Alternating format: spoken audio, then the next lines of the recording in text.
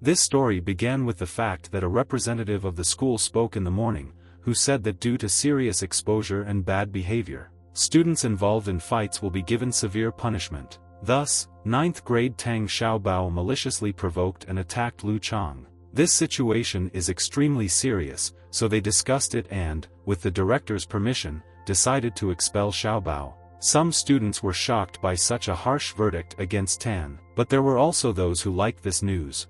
They watched what was happening gloatingly. The girls noted that it was Lu Chang who started the fight, and besides, Xiaobao was wounded. Tang, in turn, stood in the crowd and calmly listened to his accusation. He was asked to leave the school grounds. Everyone understood why this happened, because Xiaobao was from an ordinary family, while Chang was a highly qualified doctor. Moreover, Lu put all the girls on their knees, and Tang is simply no one against him. He headed out, not even trying to speak in his own defense or somehow refute the accusation. With a confident step and an unshakable look, Xiaobao walked through the crowd of perplexed students. At that moment, Chang abruptly blocked his way, saying that he had not let him go yet. With a satisfied expression on his face, Lu urged the protagonist to fight him. Tan stated that he could not defeat him, even despite his expulsion from school. Moreover, if after a fight he constantly runs to cry to his family. Xiaobao asked what was special about it. Chang replied that this society is built on status,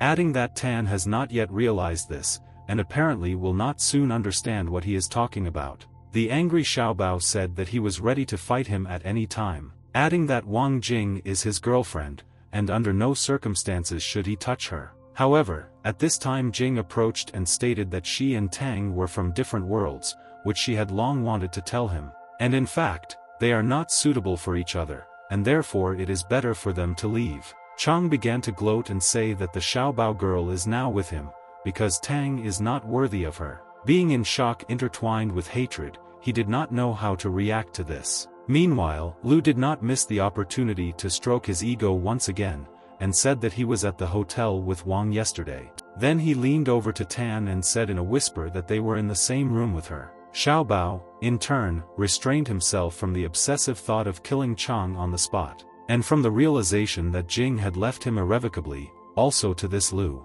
He shouted her name after her, but the girl asked Tan to leave, as she did not want to see him anymore. Slandered and abandoned, Xiaobao looked at Jing's silhouette moving away from him. After a certain time, it was late evening, Tan sat alone on a bench and talked with his father on the phone. Answering Dad's ordinary questions, he assured him that everything was fine with him. He himself did not know how to tell his parents about what had happened, because 3 months later he was expelled from the entrance exams. Xiaobao even bought a wristwatch as a gift for Jing, which he wanted to give to her as a token of love after the exams. He saved money for a whole month, denying himself normal food, but she successfully betrayed him. Tan understood that in any case he should not give up, even if he was expelled from college. He put the watch on his hand, after which it glowed bright blue, and a synchronization notification flashed in front of him. Tan thought that this was some kind of alien technology, because he had only seen this in movies. The system retrieved his personal data and activated the Divine Doctor, where he knew how to do acupuncture and massage, and was also interested in pediatrics and gynecology, which he was terrified of. The message stated that the profession is chosen randomly and cannot be changed. Xiaobao, upon reflection, realized that he would have to do this, since he needed to feed himself. This was followed by the initialization of system data transmission, and the illustration of human acupuncture points. Tan thought that this was an unfair distribution of skills in medicine, but the next message pleasantly surprised him, where it was said about activating hidden improvement tasks to get medical books, which carried a huge flow of knowledge, and in this way he himself improved. An image of a book flashed before him, which he hurried to click on. As a result, a thick and heavy medical book fell into his hands. Xiaobao read that this book contains the secrets of medicine, and about the Lishenquan universe, in which there can be both vertical and horizontal 3 roads, far from this world. Not only could he be a divine doctor for immortals, but fate also gave him such a treasure. At this point, the system wrote to Tan that his reputation was not enough to continue studying the book. Xiaobao realized that this was like a game in which you need to increase your influence. He already wanted to figure out a way to get into the newspapers. At this time, The system notified him that this was an extremely incorrect interpretation. Tan tried to threaten the book. Then the system reported its malfunction, sarcastically calling him a divine doctor, first level. Xiao Bao was indignant and asked if the system really considered him a fool. At that moment, a young mother with her child walked past Tan, waving his arms in the air. She closed her son's eyes and sharply turned him aside, then said that it was time for them to go home. While the dissatisfied Tan could not come to an agreement with the system, he received a comforting message, where he was asked not to forget about increasing his prestige and mental abilities. He needed to increase his reputation. He needs to treat his patients well, be polite and kind to them, otherwise his prestige will be deducted. Xiao Bao said that he was the best candidate, and asked what other advantages there were. The system responded that he had a beginner's gift package for teaching basic medical skills. Suddenly the system wrote that his mental abilities were too doubtful, and therefore it turned off. This literally infuriated Tan, who said that he would now destroy her. Xiao Bao was about to break the magic clock, but the system sent him a notification, in which it was said that if he harmed her, then she would stop working altogether. Tan realized that he would have to endure this behavior of the system, and pressed the appropriate button. In response, he was awarded a shining talisman against poison resistance. Xiao Bao was pleasantly surprised. He loudly proclaimed that now with this system he would crush the rich family of Lu Chang. As a result, they threw a tin can at him so that he would not scream in the middle of the night. Tang couldn't wait to perfect himself so he could learn Lu's lesson. At that moment, his sister called him and told him to hurry up and come to the city hospital, as his mother suddenly became ill. Xiao Bao asked why she was in the hospital. Her sister replied that her mother suddenly lost consciousness. Tan said that he was immediately heading to the hospital, and upon arriving there he found the 309th ward, where Zhang Chunmei was. His sister rushed to him and said that her mother had a cerebral hemorrhage. Qing Shan, Xiao Bao's father, tearfully begged Dean Zhong and Director Yuan to save his wife. They, in turn, looked pitifully at Qing Shan's depressed state. Aimin replied that he understood Tang's feelings, but the patient's condition had now worsened and she had severe brain hemorrhage. At that second, an alarmed nurse ran in and said that the patient's brain activity had dropped, and his blood pressure and heart rate dropped sharply. Qing Shan asked his wife to wake up. Xiao Bao tried to open the system, but it did not respond to his demands. He glanced at the device that showed his mother's heartbeat. Then he looked at her exhausted face in the oxygen mask and asked Aimin, "Why can't the necessary operation be carried out now?" Director Yuan replied that you shouldn't just blame them for inaction. Because the operation cannot be performed, but he will not understand, since he does not understand anything about medicine. Tang asked Zhong what the main problem and obstacle to the operation was. Aimin replied that too much blood had entered her skull, and she was now in a state of shock, which is why the operation could not be performed. Xiao Bao did not give up and suggested that acupuncture could help in this case, which he asked the doctors about. But Yuan replied that acupuncture can only be used to cleanse the meridians, and it cannot help here. Tan stated that they did not know how to place the needles correctly, and demanded that they be given to him so that he could personally treat his mother. Yuan was indignant, saying that medicine is based on science and not on needles. Zhong noticed that he was responsible for his mother's life. Xiao Bao said that he understood this and asked to bring him silver needles, because he knows how to do everything correctly. Tan approached his mother and began to feel the pulse in her neck, after which he brought a needle. With trembling hands, he injected one of the needles. Xiao Bao literally sweated from excitement. The director said that he should not do this. However, Dean Aimin asked him to respect the young man since he is currently a doctor. While Tan tried to concentrate as much as possible on the acupuncture, he needed to calm down, to continue the necessary healing process with a cool head. Suddenly, Zhong noticed that Xiao Bao was using the ancient needle and strip method. He became interested in who this guy really was, because none of his peers knew about this method. Tan brought needle after needle and carefully stuck it into the necessary points. The nurse looked at the device and said that the heartbeat and blood pressure suddenly stabilized. Everyone was stunned by such results. Even Director Dongsheng said that this was some kind of miracle, for which there seemed to be no logical explanation. Little sister shouted that Xiao Bao had succeeded. Qing Shan came up with tears in his eyes and hugged his son tightly. He thanked and praised him. Tan felt uncomfortable hugging his father in public, and he asked him to let him go and calm down. Dean Imin invited the young talent to rest in his office, because inserting a needle is very tiring. The father supported the dean's initiative and hurried to see Xiaobao off, once again thanking him for his help. The main character, in turn, understood that he would now have to explain how this happened. Suddenly Zhong turned around and asked if he was a miracle doctor. Tan replied that he himself did not know how he managed it. Imin was extremely surprised, realizing that this was his first acupuncture. He called him a genius. Xiaobao originally wanted to be modest, but now it was more like pretending. Zhong invited him to work in their hospital as a doctor, because he could help so many people around the world. However, Tang did not even finish his studies, and besides, he is still a teenager, which is what he told Imin. Dean Zhong remembered that he was indeed still a child in essence, but his abilities were amazing. Xiaobao said that he would definitely help him as soon as he has free time, but now he needs to go. Imin said that he needed to come to the hospital tomorrow. Tan answered positively. He himself thought to himself that he had finally gotten rid of these doctors and was able to help his mother. Suddenly he noticed a familiar girl. Turning around he recognized her as Hua Loya from college. She was holding her stomach and was in extreme pain. Xiaobao decided to help her. After which,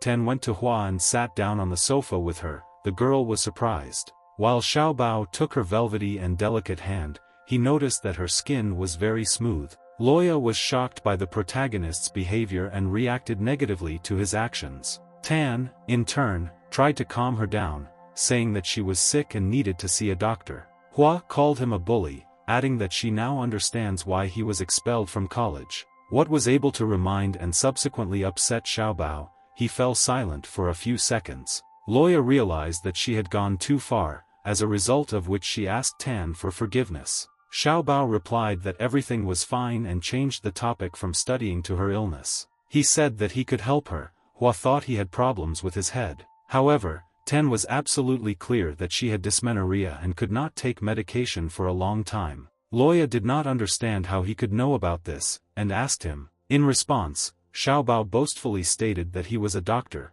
intending to impress her. Yuan stood behind Tang. He noted that his acupuncture was simply miraculous, and it seemed to open his eyes. Hearing the director's approving comment, Loya asked Xiaobao, "Is he really a doctor?" Tan said that he is best versed in gynecology. And in fact, there are not only women doctors, but also men, Hua thought. Xiaobao said that he just wanted to help her because he saw that she was in pain, but since she was so distrustful of him, he would leave. At that moment, Loya stopped him, and with a painful look said that no one could help her. But if he really has a way, and he can help her, then she is ready to trust him. Tang replied that if yin and yang are in harmony, the body will be healthy, and acupuncture will cleanse the meridians. In this way, part of the yin qi will be removed and Loya will recover. Hua asked if acupuncture would really help her. Xiaobao responded positively, adding that it was very difficult, but it would definitely contribute to her recovery. Loya asked him to tell the truth and not give her false hope,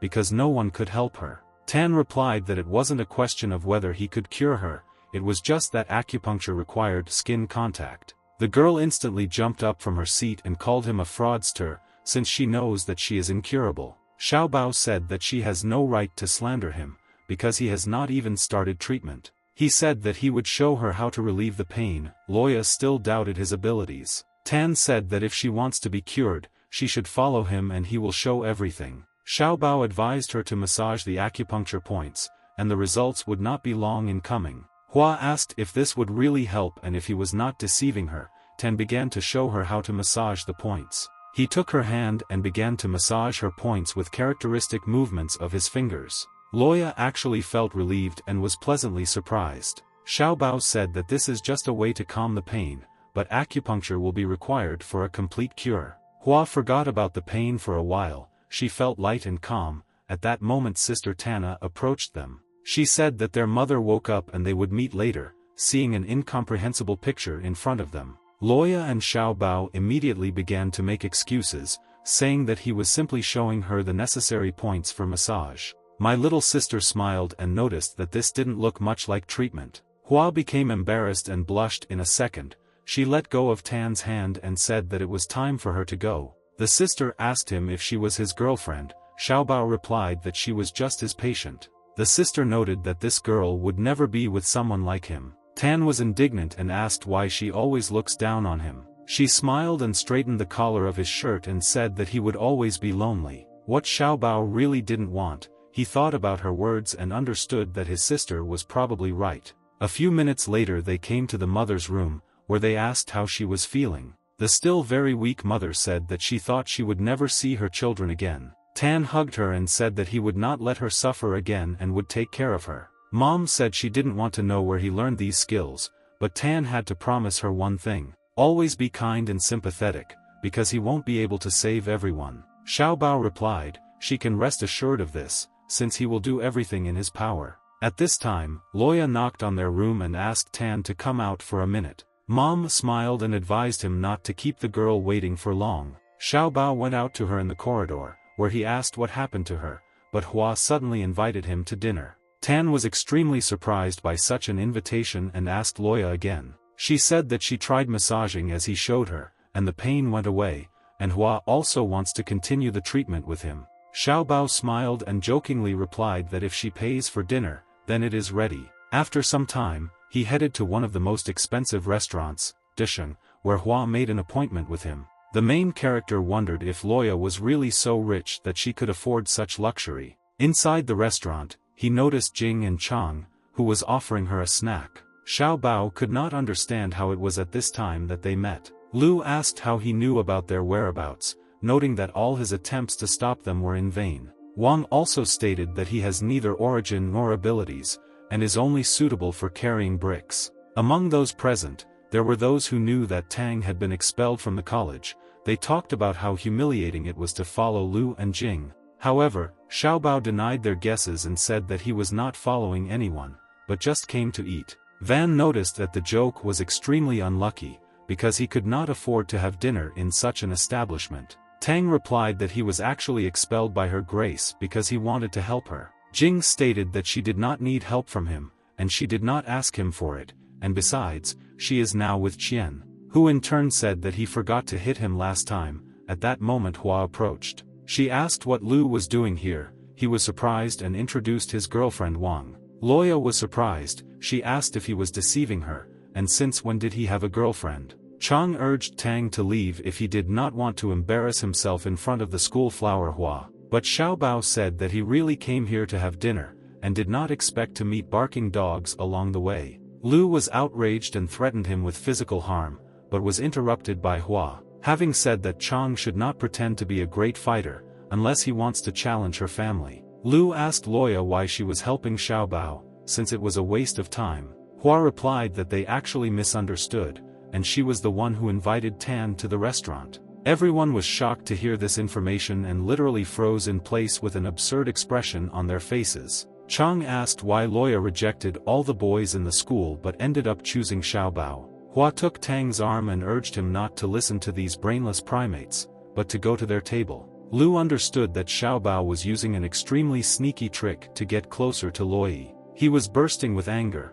Chang wanted to find Tan later to teach him a lesson. Xiaobao thanked Hua because no one could stop him if he went on a rampage. But Loya asked him to be careful in the future, since Chang's father is not someone to mess with. Tan replied that he was no longer the weakling he was not so long ago, and now he could more than hold his own. Hua was surprised by his overconfidence as they approached their table, above which hung a huge chandelier, and on the table there was a beautiful bouquet of flowers. Loya smiled at Tang and asked him to show that brave Xiaobao when the time comes. He, in turn, became interested in who her father was, since even Chang was afraid of him. Hua responded in surprise that her father was the mayor of the city, and she thought he knew, because it was not a big secret. Xiaobao asked how her father would react to his presence in their home, since he could not teach massage any other way. Loya absolutely calmly stated that he had nothing to worry about, and he could come to her today. Tang began to understand that Hua was not such a modest person,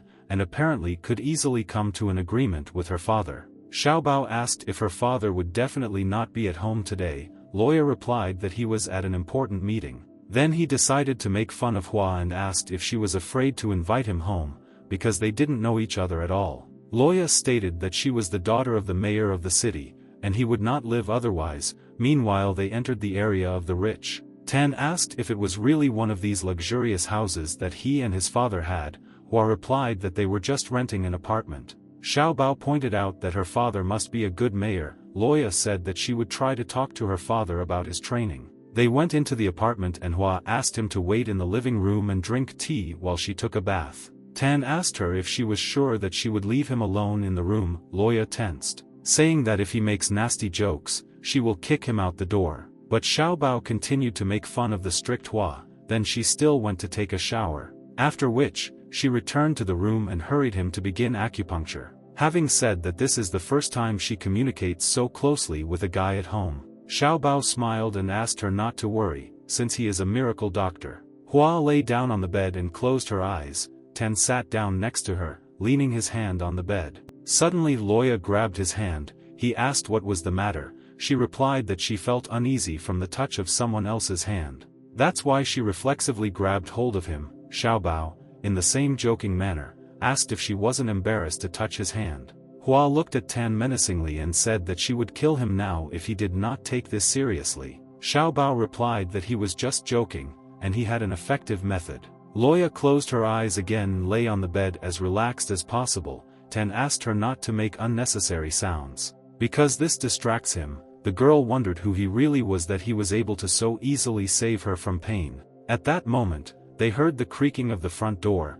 Hua stated that her father had apparently returned from the meeting earlier. Loya became nervous. Xiaobao asked why she was so afraid of him, because nothing had happened. Hua was nervously pacing around the room, and suddenly suggested that he jump out of the window. Tan climbed out the window and discovered that they were on the 8th floor, so he would not jump. Xiaobao repeated that there was no need for her to be so nervous, because he was only here to cure her. At that second, the door to her room opened, and her father, Luo Wenbao, stood in surprise on the threshold. Who was the mayor of the city? He was not expecting guests and assumed that the guy was her classmate. Loya readily confirmed that Tang was her classmate. Xiaobao, in turn, introduced himself to Wen. Tired Bao sat down on the chair opposite them and, looking at Tan, told him not to be nervous. He himself thought that his daughter had a boyfriend with whom he could not take his eyes off. Xiaobao noticed Wen's fierce gaze and sat silently on the bed. A few seconds later, the awkwardness of the moment reached its peak, and Tan hurried to say goodbye to everyone, saying that it was time for him to go. Wen, smiling, answered ambiguously that it is good when a person has other things to do. After Tang left, Bao asked who this guy was and why he was at their house, adding that they have a status, and therefore this young man is not suitable for her. Loya asked why. Wen asked her forgiveness for the eternal absence from home and constant lack of attention, but she is very young. Hua interrupted her father's moralizing and asked him to do her a favor. Luo asked what they were talking about. Loya asked her father to facilitate Xiaobao's return to college. While Tan analyzed what happened at Hua's house, he realized that he had done the wrong thing, since her father most likely misjudged the situation, but he just wanted to help Loya. Xiaobao couldn't sleep and decided to check the system, which tended to give him surprises. In the message window, he read the following: his reputation was already at the 2nd level, and he got the opportunity to play the lottery. Tan was pleasantly surprised at how quickly he moved to the 2nd level. Xiaobao decided to try his luck. He really wanted to get X-ray vision, then he could see the internal organs of patients. However, he acquired the skill of instant teleportation, which allowed him to move to the patient in a second. Tan did not understand why such an ability was needed at all, to run to save their lives and solve their problems. At that moment, he heard steps approaching him. It was his sister and father. She asked him for acupuncture, but Dad urged her not to pester her brother about it. Just when Xiaobao thought that his sister would start pestering him with her acupuncture, Hua suddenly appeared in the corridor. Tan asked what she was doing here with such a beautiful bouquet of flowers. Loya replied that she came to see her aunt, which Xiaobao was sincerely surprised by. After all, I thought she was joking about this then. The sister and father smiled at their potential daughter-in-law. My sister noticed that she had a wonderful character. Qin Shan agreed with her. Tan asked them not to whisper, because Loya might hear them discussing her. Turning to her, he found that Hua tried to escape. Xiaobao called out to her. Having caught up with Loya, he asked her forgiveness for the behavior of his family, noting that she had done him a great service today. In response, the girl asked him not to think too much about them, and not to tell his family that this was impossible. Tang decided to pretend that he didn't understand what was going on and asked Hua again. Dodging an answer, Loya stated that her father reinstated him in school, and from now on he should be a more diligent student. Xiaobao thanked her for her help and promised that he would study hard. Turning around, he noticed the crowd of unknown people to whom Dean Zhong was trying to explain that in fact he cannot save his daughter. The man replied, if his only daughter dies, then hell will seem like a resort to them. It was the property owner and the boss of the Kuroshio Club. His name was Ma Ming. Suddenly, asked Xiaobao to come over, calling him Dr. Tang. The main character already understood what the dean would ask him for, and he denied it in every possible way, declaring that he was no miracle doctor. Moreover, the family of this patient is too hot-tempered, and it is better not to mess with them, but Zhong said that he was under pressure. At the moment when he was treating his mother and asked Tang to help him, Xiaobao still agreed. He told Hua that he would come to school later. After helping the dean with the patient, Loya did not interfere. Zhong introduced the best doctor of their hospital. Having said that Tan will be able to save his daughter, Min managed to doubt this, calling him an ordinary passerby and not a doctor. However, hastened to convince him, saying that yesterday this guy's mother received a fatal diagnosis, and he managed to save her, and the whole hospital can confirm this.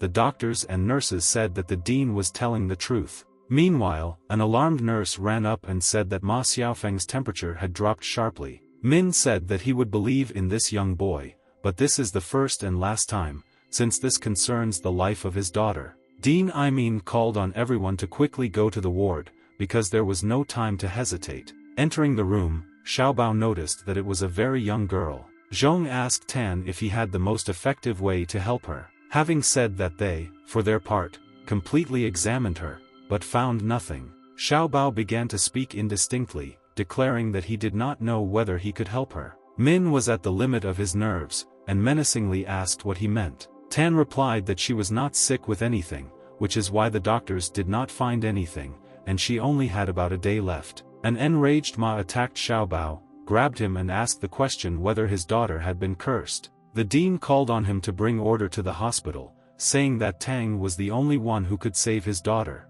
Min literally tore his hair out and with tears in his eyes asked them to help his daughter, after which he fell to the floor. Xiaobao asked him to calm down, declaring that he would save his daughter. But first they must make a deal, since his daughter's chance of survival is approximately 60%. Tan demanded not to blame him in case of failure. He wanted to get guarantees from him, adding that she will definitely not die today, so Ma has time to make a decision. But Min instantly replied that he completely trusted his daughter in his hands. Xiaobao asked what would happen if everything didn't go according to plan and she couldn't be saved. Ma assured him that no one would disturb them, because if his daughter died, he would jump off this building. He then handed over a certain token to the divine doctor, saying that all his brothers would not pursue him. Tang whispered in Min's ear that his daughter was actually being haunted by a ghost. Ma seemed to be out of his mind and began to shout loudly. Xiaobao again tried to calm him down, having said that he himself would not have believed it if he had not encountered it himself.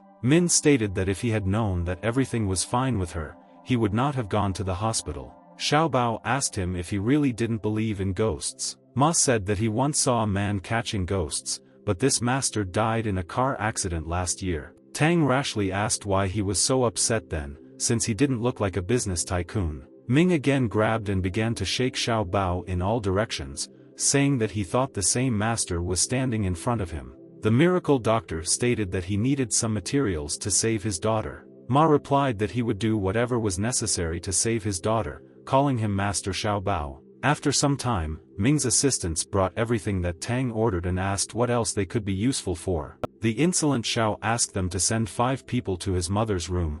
They replied that the boss had already sent people there. The bodyguards hurried to leave the office, but Ta asked them to answer several questions. Assuring that this would significantly speed up the Mrs. recovery process, they began to talk about the criminal world, where their boss was the head of a criminal city, and he was also a developer. Then Xiao Bao asked them to take Miss home, where they would begin to treat her directly. One of the assistants asked in surprise whether it was better to carry out treatment in a hospital. However, if you treat a patient in a familiar environment, the likelihood of success increases by 10%. The guards agreed that Master Xiao had rather high manners. They called Boss Ming and informed him of Tan's demand, and he agreed to take them home. After a certain time, already in the Ma family's house, Ming informed Xiao Bao that the room was ready, who, in turn, asked everyone to leave and not touch him when it got dark. Tan understood that in case of failure, without bodyguards, the chances of his escape increased.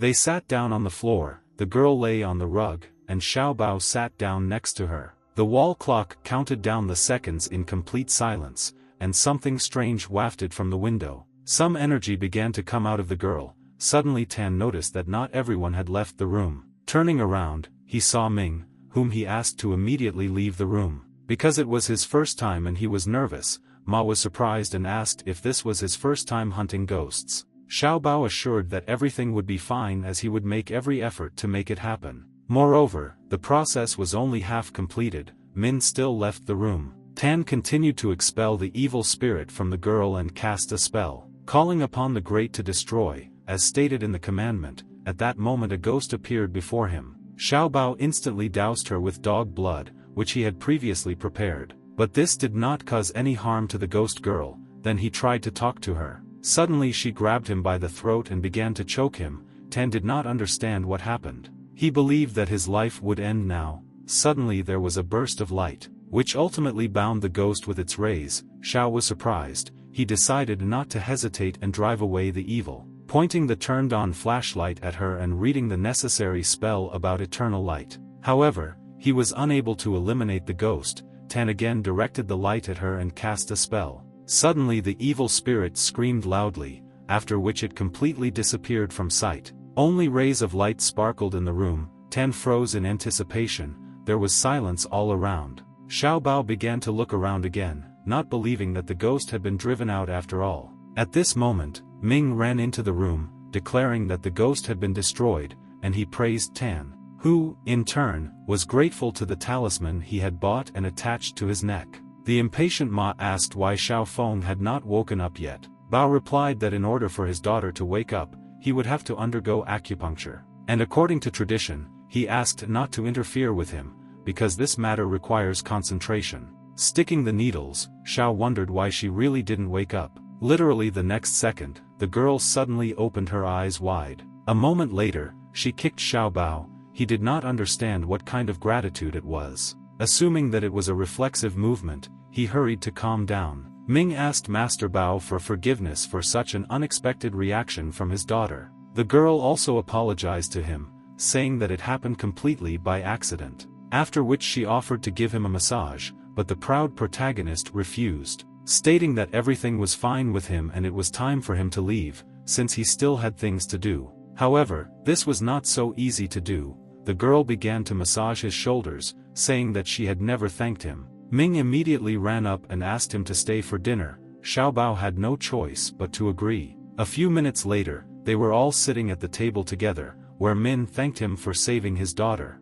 and he promised to do whatever he said. Tang asked not to call him master, you can just say Xiao Tang. Min smiled and replied that in that case he would become his sworn brother. But recently, when she was resurrected, Feng stated that he could not call him his brother. Bao didn't understand what was going on, but the fact that she was his daughter was immediately obvious, with such and such a character. Min asked why she cared so much about whether he would become his brother or not. Tan was embarrassed to be present at their disagreements, and even more so to witness their litter. However, Xiaofeng suddenly declared that she had fallen in love with Master Xiao Bao. To say that the main character was shocked is to say nothing. Bao tried to pretend that he had not heard anything and did not understand what was being said. For a moment a ghost appeared to him behind Feng's back. The persistent Xiao repeated her intentions to him, saying that she was falling in love with him more and more. Ming asked her again, but Feng was direct and confidently stated her feelings. Ma, in turn, was delighted and said that this was very good news for him,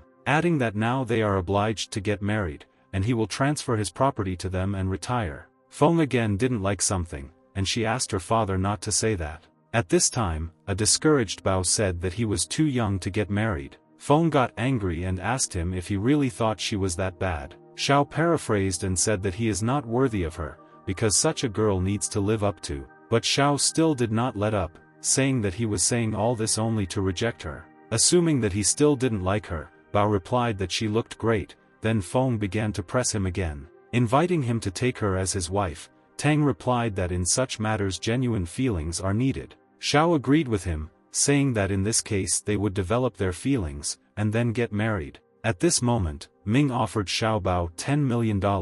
Tang began to sweat. But he said he didn't need their money. Ma thought it was a small amount, and subsequently offered more. However, Tan outright refused his money, asking in return for one small favor. Feng noted that they would only help him if he took the money. Xiao Bao explained to them that he was just a high school student who was kicked out of school, and his parents were worried about this. Therefore, he needs to return to college. Min interrupted him, saying that he would take the necessary measures. Feng, in turn, said training is important, but if she finds out that someone touched her future husband, she will kill him. Tan was horrified by her. He realized that this woman was terrible in anger, and he needed to leave quickly. Bao said goodbye to everyone and said that he urgently needed to return home. However, Feng prevented this, and noticed that it was already late at night, which means he had nowhere to be in such a hurry. Xiao looked at his watch and realized that it was really late. Besides, Xiaofeng seemed to lull him to sleep with her massage.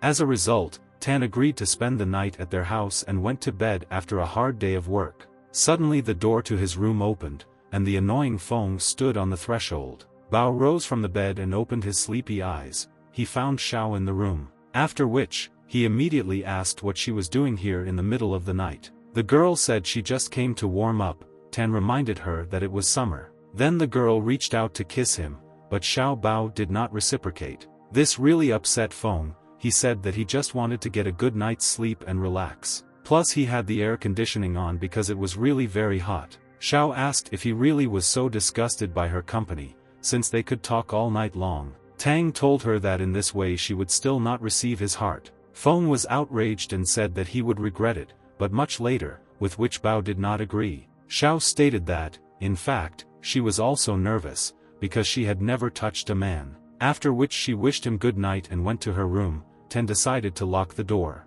Having slept, Bao got dressed and headed to the living room, where Feng was already waiting for him. She said that they needed to go. Tan asked where exactly they were going. Xiao replied that she wanted to visit her future mother-in-law. Bao did not like this idea, but knowing her hot temper, he did not dare to contradict her. After some time, they ended up in his mother's room, where Xiao deliberately approached a little later. And then he asked what she told them. In response he saw only the dissatisfied faces of the family. Bao said that he just went to the toilet, and there was silence in the room for a few seconds. After which, claims from his sister began to fly towards him, who stated that he was obliged to marry Feng, adding that Loya is also a beautiful girl, but Xiao really loves him, and Hua is also a second-generation official. But Tang said that Feng is the only daughter of Ming, the largest property owner, and suddenly rushes them to the wedding. The father noticed that there was indeed something suspicious in this.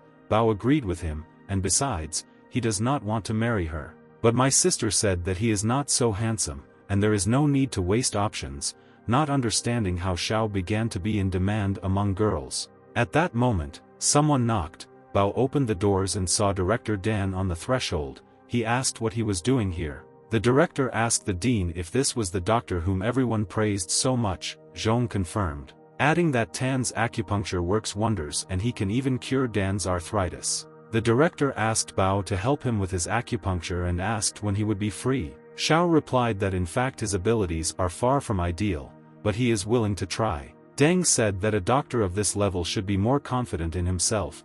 Bao promised him to succeed in this. The principal also mentioned the situation with Tan's expulsion from their school, which he asked him about. Xiao Bao asked Deng in surprise if he didn't know about this.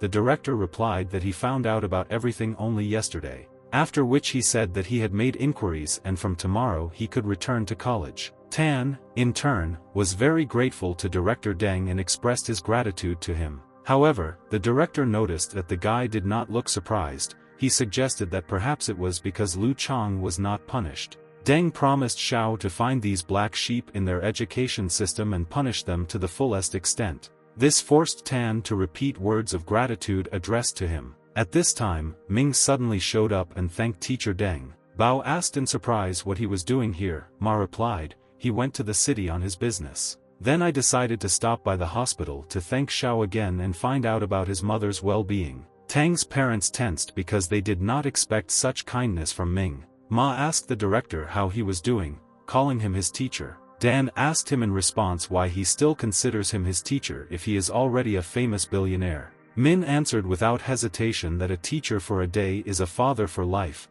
and he will consider him a teacher until the end of his days. The principal smiled and noted that Ma was one of his favorite students, but he had taught him little. Min stated that the most important thing he taught him was to be human, and this is more than all the knowledge in the world. At that moment, Dan had an epiphany, and he asked the young doctor if he had accidentally saved Ming's life. Bao said that he was treating his daughter's illness. The director smiled approvingly. Then Dan hurried to say goodbye to everyone, saying that he had a lot of work. Dean Imin noted that he would write to him again later, after which he left the room. Xiaobao's parents noticed that Director Deng was moving extremely heavily and slowly. Ming asked the divine doctor if the director had returned. Tan responded that he promised to continue investigating his complicated case. Ma said that all violators must be punished because they deserve it. Feeling shy, Bao thanked Mr. Ming again, who replied that it was not that important.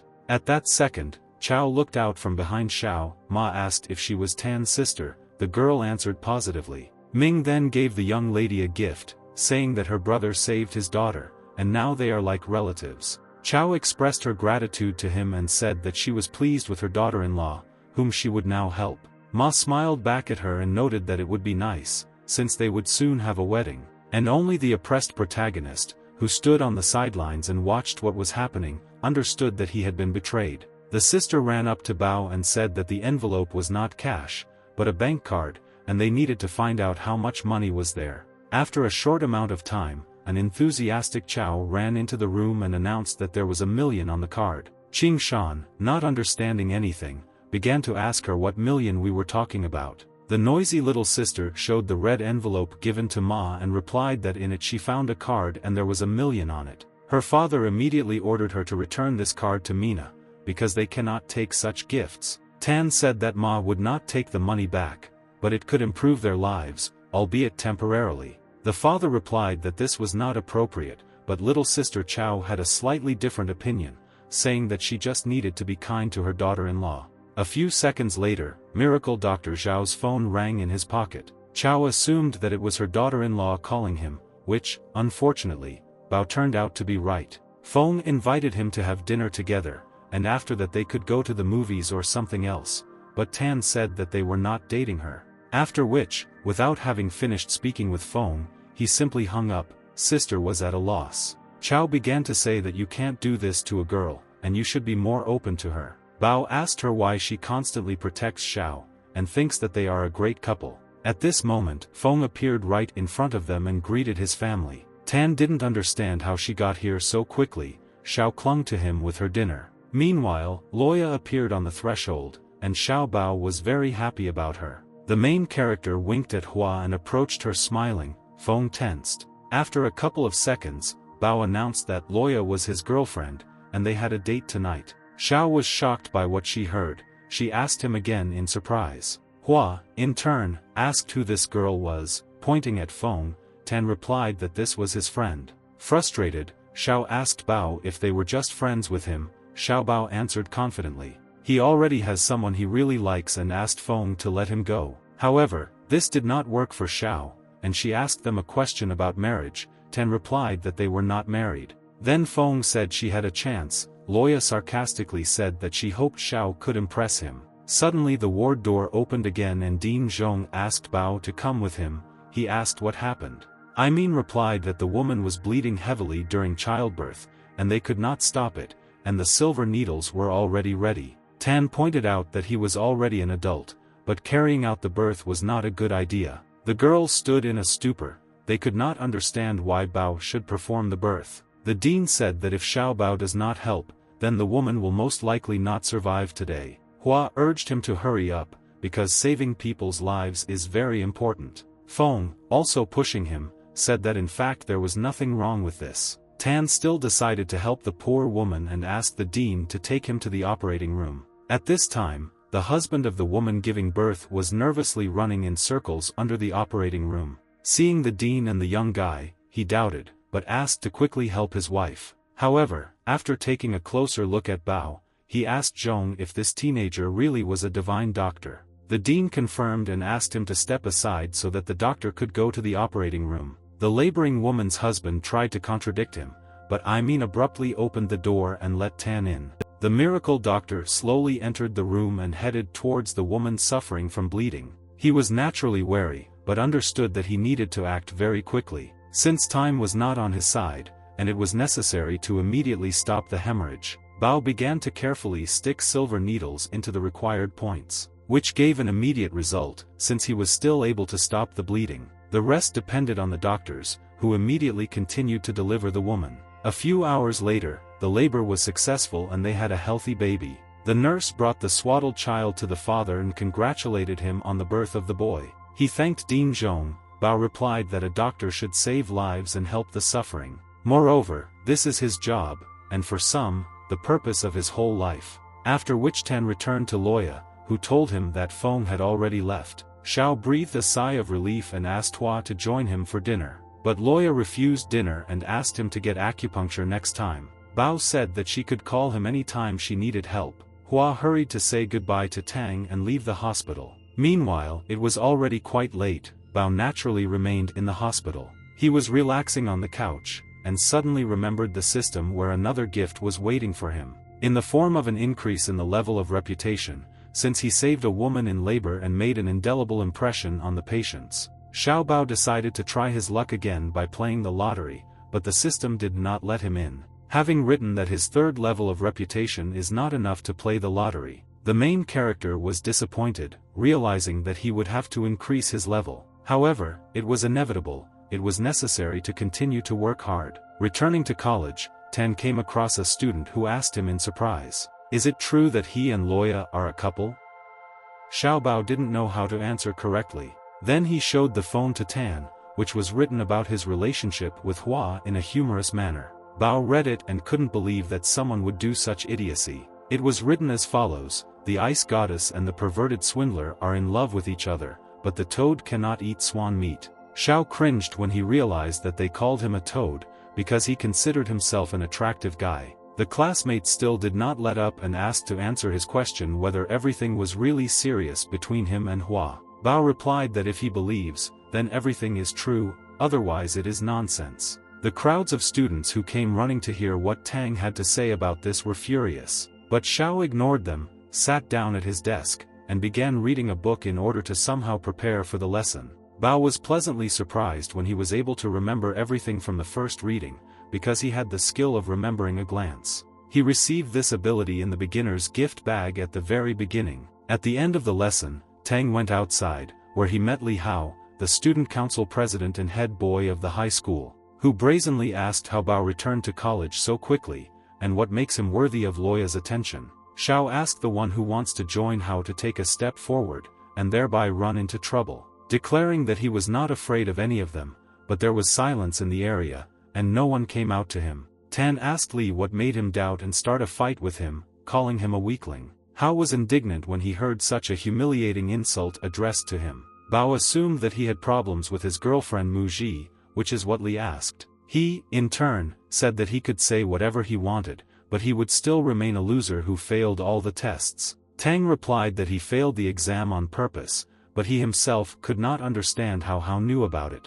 Li stated that if Bao passed the test, he would run 10 laps around the gym naked. Xiao then replied that if he passed the exam, Hao would scream loudly in the cafeteria, calling himself a pig. Li suggested that if he lost, he should also shout that he was a pig in front of everyone and break up with Loya. Tan smiled and agreed to the terms of the deal, saying that he himself suggested it. Confident, Hao said that victory would be his, and hurried away with his friends. Hua suddenly appeared and said that he could not compare with Li's grades. Bao invited her to discuss all the details over lunch, and the excited Loya agreed, after which they headed to the school cafeteria, where they started lunch. All the students whispered behind their backs and said that Xiao and Hua were now together. Meanwhile, Loya asked Bao how he was going to beat Hao, suggesting that he would cheat from her. Xiao said that everything is very simple, and she just has to watch the unsurpassed show. At this time, Chang suddenly approached him and slammed his hand on the table, after which he asked if it was true that they had a bet with Hao, and if so, then he also wanted to make a bet. Bao casually asked him what exactly he wanted to bet on. Lu said that he would bet $10,000, Xiao replied, 10,000 is too little, and apparently he is not a gambler. Then he invited him to place a bet of $50,000. Chang did not expect such confidence from Bao. Tan asked whether he would bet that kind of money or was he afraid that he would lose. Lu nevertheless agreed to the terms of the deal, saying that if he lost, he would fulfill any of his wishes. Xiao Bao, in turn, also agreed and smiled and said that the performance would begin soon, after which the embittered Chang left, and the satisfied Bao called Luoyi to follow him. Hearing about the dispute, the students thought that Tang was crazy, because he could not beat Hao on his field. One of them said that he recorded a video that he was going to publish in a school group, where the big headline came up, Lu Zong and Tang Xiaobao did it in the cafeteria. The main character went to the library, where he wanted to read as many books as possible. He saw how the students looked at him sideways and constantly whispered about something. They noticed how Tang was simply flipping through the book instead of reading, unaware of his ability. Xiao literally flipped through the pages of the book in a matter of seconds and managed to remember everything. After some time, Bao read the book completely and decided to take a look at what the system had sent him as a gift. However, the message stated that he had only increased his reputation to level 4. He also gained knowledge about pharmacology and nursing, but the status said that he was still a beginner, which Tan was naturally dissatisfied with. At that moment his phone signaled a new message. Xiao took out his phone and hurried to read the contents of the notification from Loya. She asked what was the matter. He tried to ask her out on a date tonight, but Hua said that she wanted to ask him a couple of questions. After some time, they met in the school garden, and Loya asked where he had been all day.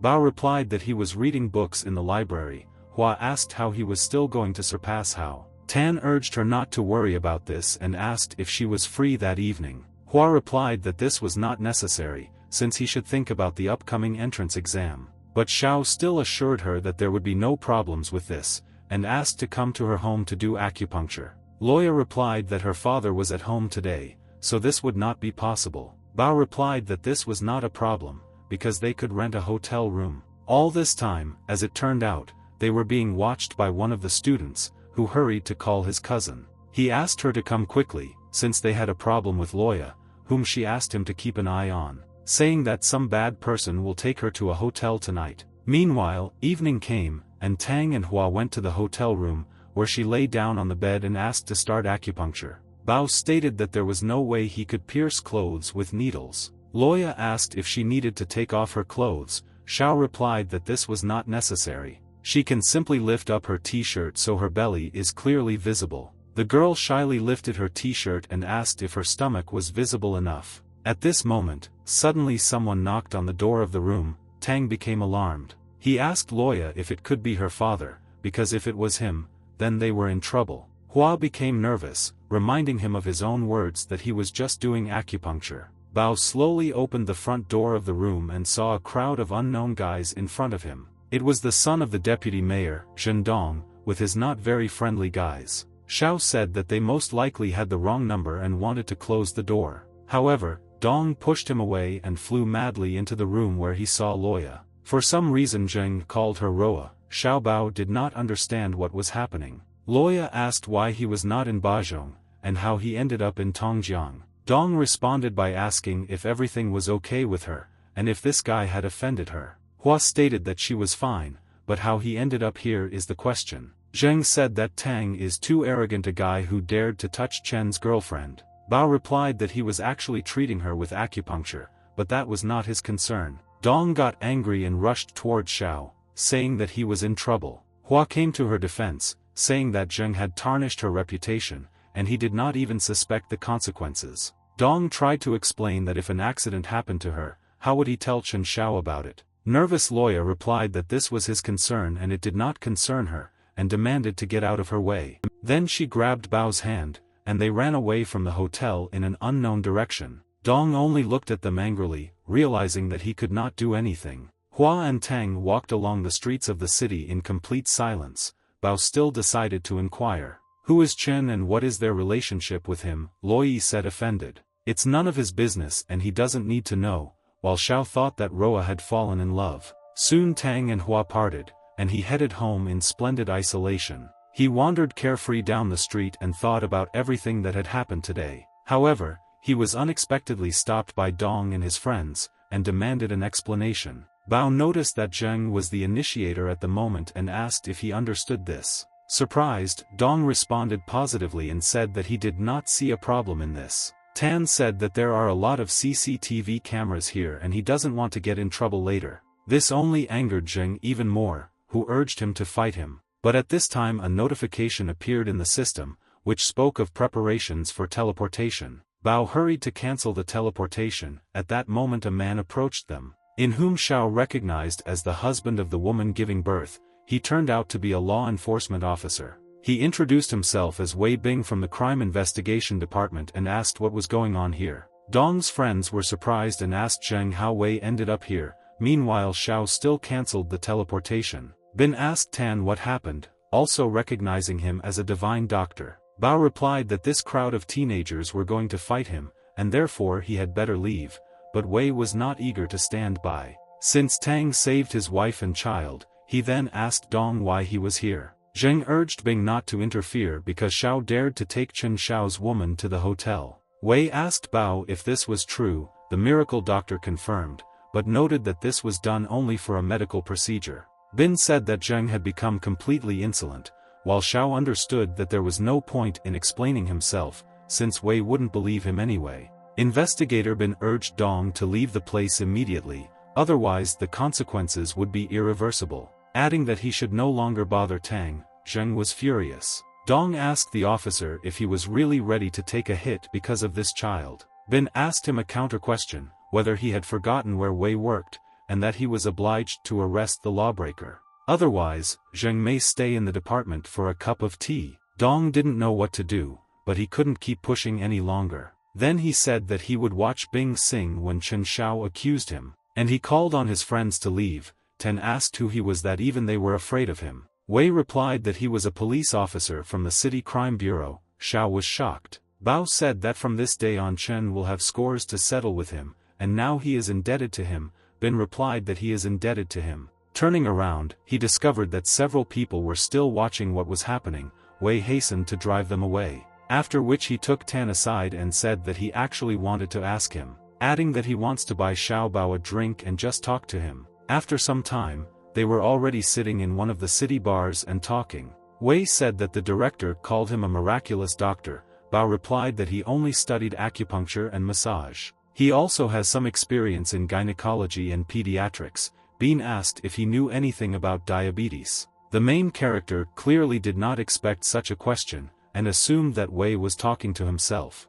which he hurried to find out, but Bean said that everything was fine with him. Unlike his old man, who is suffering from this terrible disease. Bao asked if Wei wanted him to help his uncle with diabetes. Bean replied that he knew how difficult it was to cure a person with such a disease, but he had to ask. After all, Xiao is a miracle doctor. Tang was not sure, but this does not mean that there is no chance of recovery. This is what he told Wei, who immediately asked how sure he was then. Bao replied that if the patient's condition is not serious, then with acupuncture and herbs, he can be cured in 3 days. Then it will take 3 months to recover. Wei was delighted with this forecast, and said that he would inform him about it later. After which they changed the topic to a more pleasant conversation, and drank to each other's health. After saying goodbye to Bin, Tan went for a walk to the Bar River. He noted that it was very dark. Xiao Bao was thinking about reading some poetry books later, and came over to Perilla, to fully enjoy this beautiful view that opened from this angle.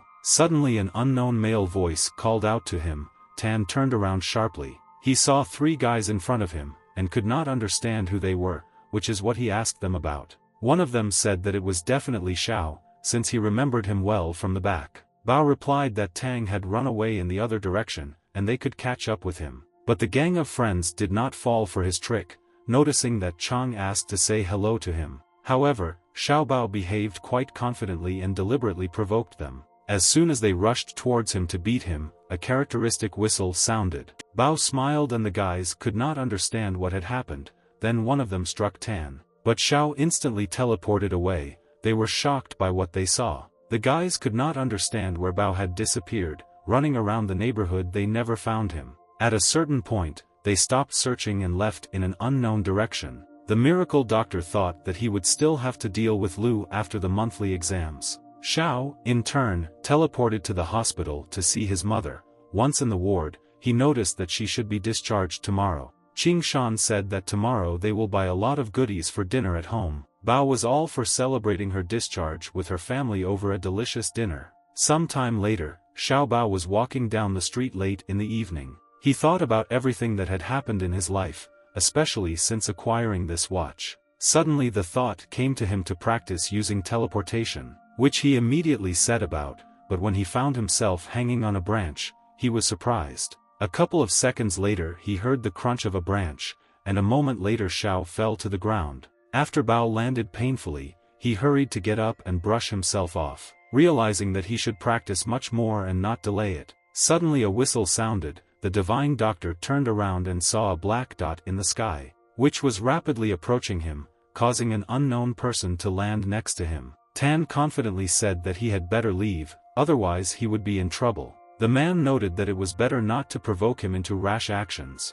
Bao began to ask him who he was, suggesting that he was a ghost in human form. The unknown person said that it doesn't matter who he is, the main thing is the artifact that he found on Zhao's neck. Tan urged him to leave, because if he knows about everything, then he understands how much power he has. After all, he could hurt him later. Suddenly the man grabbed Bao by the clothes and began to demand that the amulet be returned to him, which suddenly shone brightly. The unknown person realized that the talisman recognized Xiao as its master, which means it was too late, and there was no longer any point in his return. Tan could not understand who this person was, and how he instantly determined that he had an amulet. The main character asked the unknown person if he was an immortal sent from above. The man asked Xiao in surprise if he could see such a thing.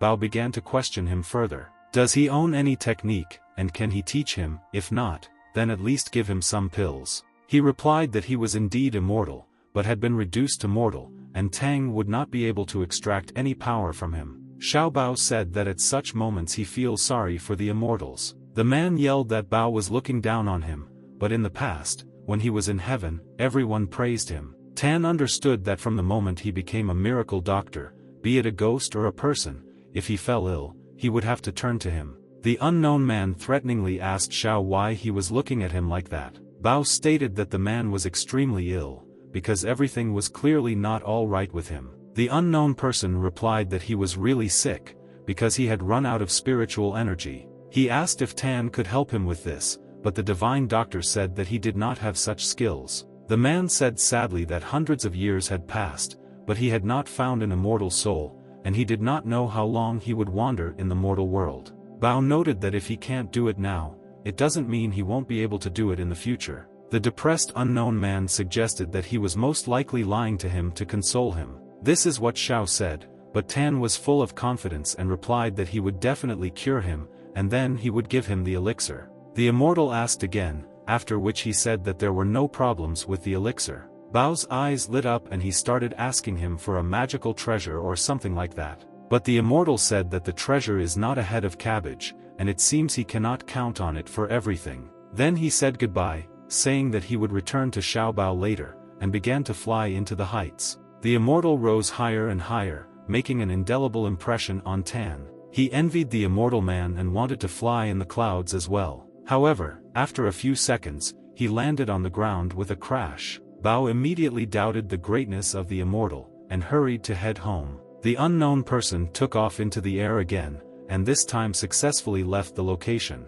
Bao drew attention to a certain sparkling object, which the immortal most likely dropped. He discovered that it was a ring and immediately put it on his index finger. Tan wanted to ask the system for details about the ring, but the system refused to work with him. Since he lacked the reputation for this, Xiao was almost certain that it was a spatial ring. Bao wanted to test it, but first of all it was necessary to increase the level of reputation. The miracle doctor looked at the magic ring for a long time and suggested that there was some kind of power inside it, and perhaps information about some spell or ability. Tang thought that the immortal was the second eldest brother of the 8 precepts that were in Buddhism. The divine doctor decided not to delay his reputation and start raising his level. The next morning, as usual, he went to college, where exams were about to begin. Loya greeted him with some skepticism, saying that the exams would begin soon, but he continued to smile. Tan said that he was ready for them a long time ago, and she shouldn't worry so much about it. When leaving, Hua noted that she did not understand why he agreed to this deal with Hao. The main character proudly replied that it was all just for her sake. Loya was surprised. Bao extended his fist to her so that she could hit him, but Hua did not approve of the joke. Meanwhile, the teacher announced the start of the exam and asked for complete silence in the classroom. Time quickly rushed forward. Loya looked at Xiao worriedly, who, in turn, confidently wrote the exam, and was looking forward to the moment when Chang and Hao would fall to their knees before him. Soon the exams were over. Everyone naturally believed that Tang would lose the argument and screw up once again. Chang approached him with Wang and his friends. He asked if $50,000 were ready for him, but the self-confident Xiaobao boldly answered him, saying that he had a way for Lu to earn this money. Jing naively believed that Bao was trying in vain to save his face, because the exam results would soon be announced and he would lose. Lu stated that Tang was too confident in his assessment, but he would soon regret it. At this time, a worried Loya approached him and asked if he was as confident in his victory as he said. Xiao smilingly replied that there was no need to worry about it, and suggested that she find a secluded place for acupuncture. But Hua flatly refused to do this. Bao didn't understand why she behaved this way. After some time, the time finally came for the exam grades to be announced. Having said that Tang Xiaobao was in first place, he had 706 points in total. The whole class was at a loss. They could not understand how this happened, assuming that he was cheating. Some even doubted that Hao would be able to pay that kind of money, while others, on the contrary, believed in Tang's victory. Opinions were divided. But the result was the same. Bao received the highest score. One of his classmates asked how he did it. Xiao Bao, spreading a victorious smile, only remained silent in response. A surprised Loya approached him and asked how he pulled it off. Without undue modesty, the main character proudly declared that he was simply a genius. Hua replied that she didn't think so, and there was clearly some kind of catch here that she didn't know about. One of the students hurriedly flew into the classroom and called out to Tan, saying that Hao was downstairs. With the businesslike gait of a winner,